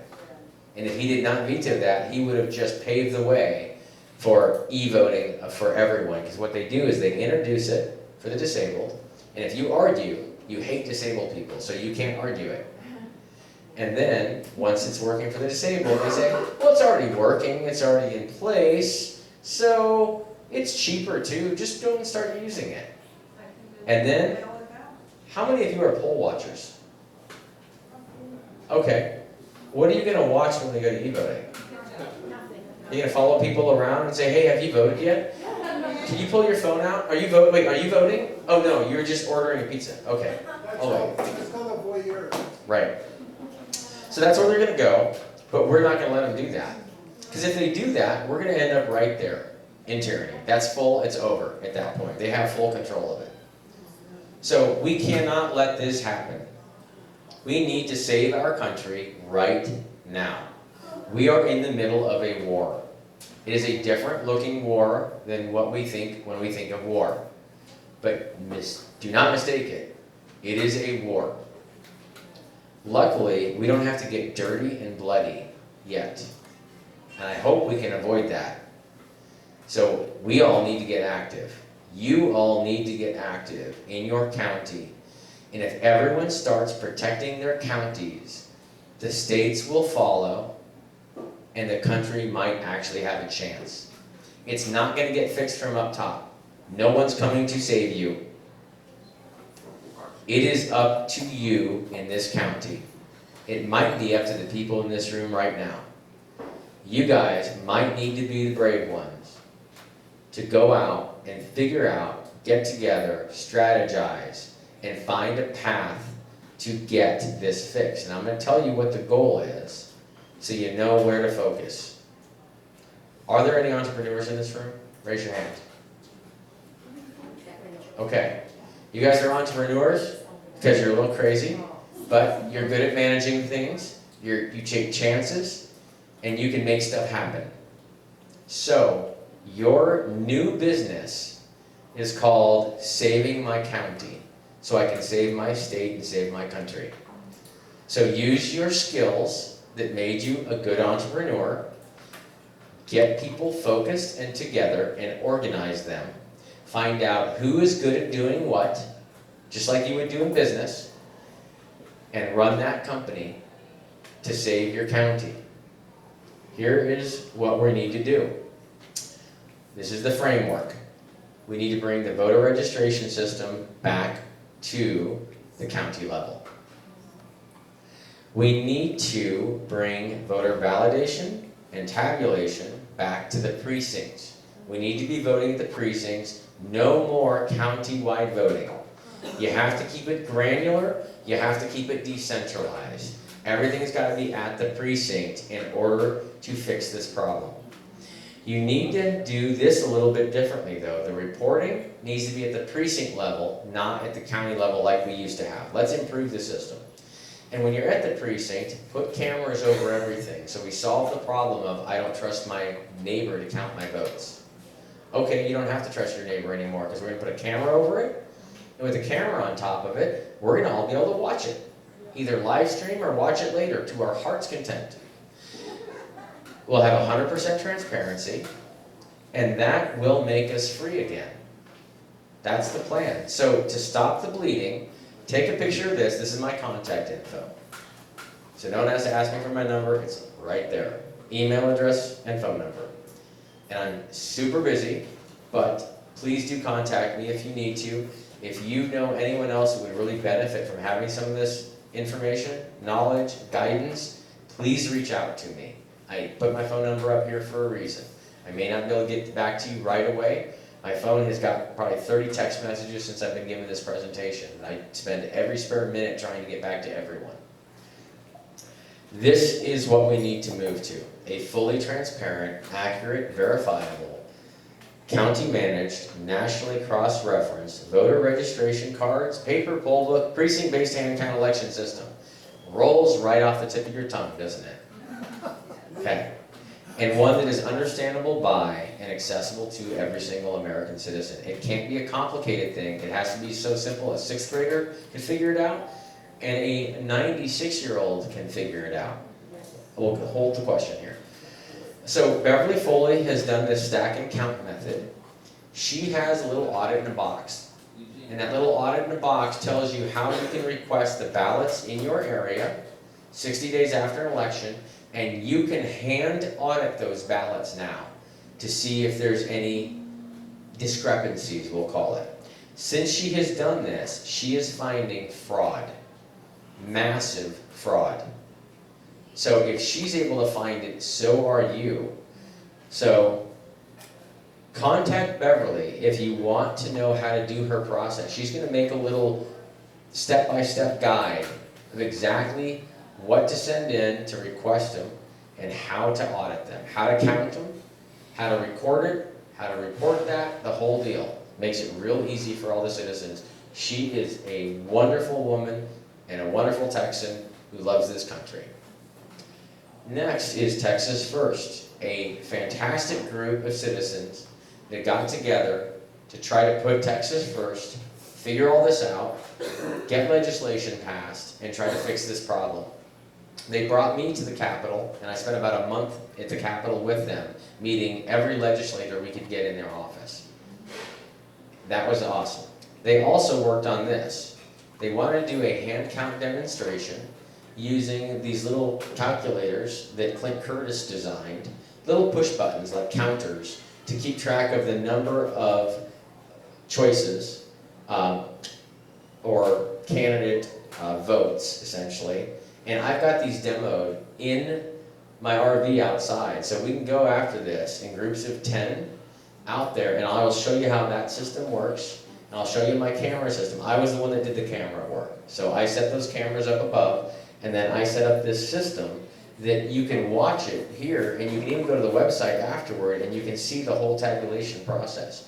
You can hear the people doing the tabulation, you can hear them calling the names, and you could watch this video, and you could recount the whole election yourself, just by going to the county website after the fact. So there's no wondering if the result's accurate or not.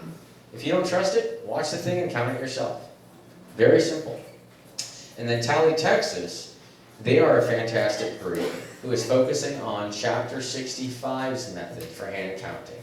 Chapter 65 is part of the election code. In fact, it happens to be Chapter 65 of the election code. It's already in the law. Counties can already start doing this right now. So if you want your county to move to start hand counting, they don't have to go have laws changed to do it. They don't have to try to figure out how to do it. It's already there in the books. It's been there since the 1800s. It's available to every county right now. So, but remember, hand counting doesn't solve all the problems. It solves the tabulation problem, but at least it rips away the computers a little bit. It gets us closer to where we need to be. And we've got to start somewhere. So if Chapter 65 is a way you can do it right now, I'd say take that opportunity and make it happen. That's tallytexas.org. So there are cameras everywhere, there's no doubt.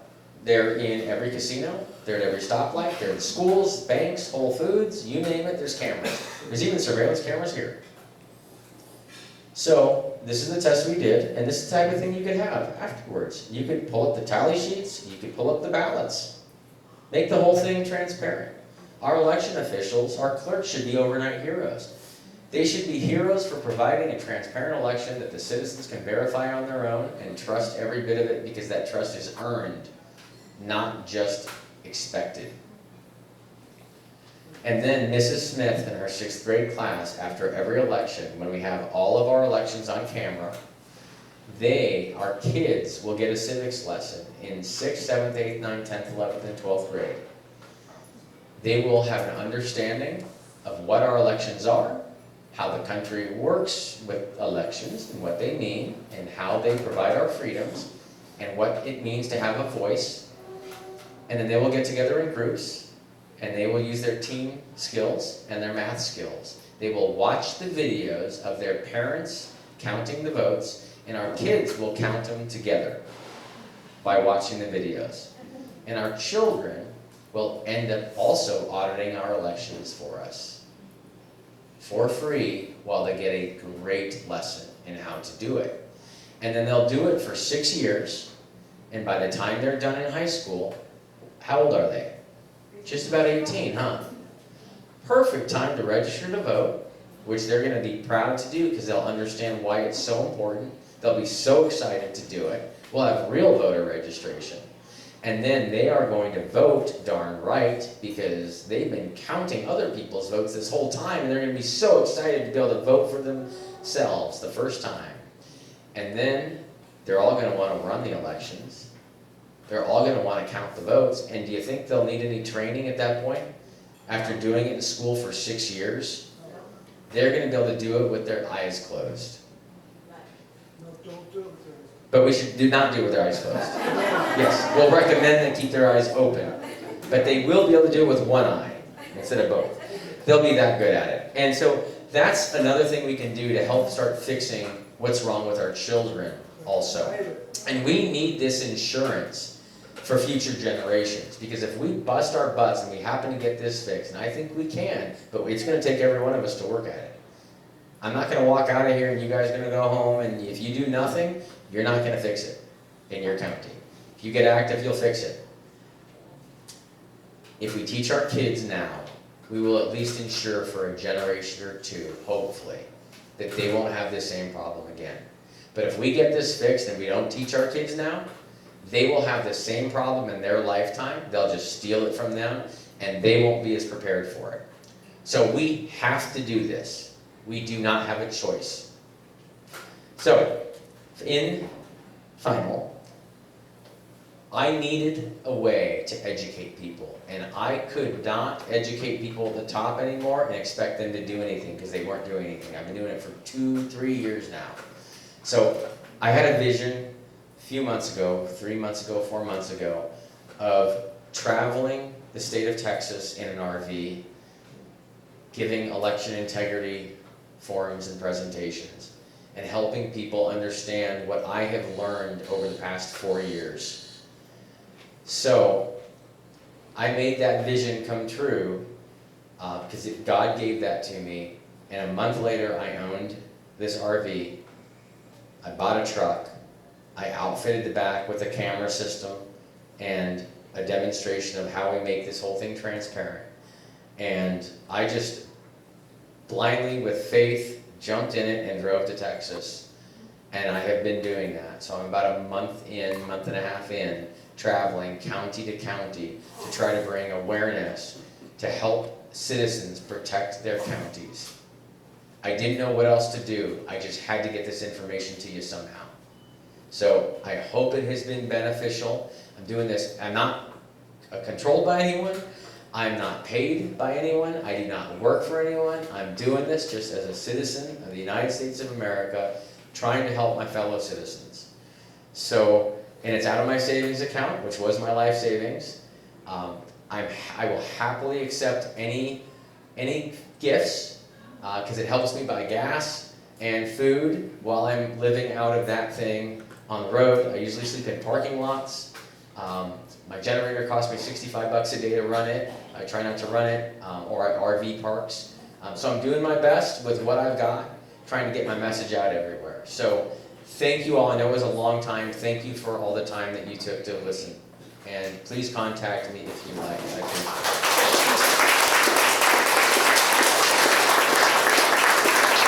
Thank you, Mark. Hope that everybody enjoyed this presentation. We very much appreciate you enlightening us. So thank you for that, and thank you for all the time you spent in Fort Bend and Harris. Absolutely.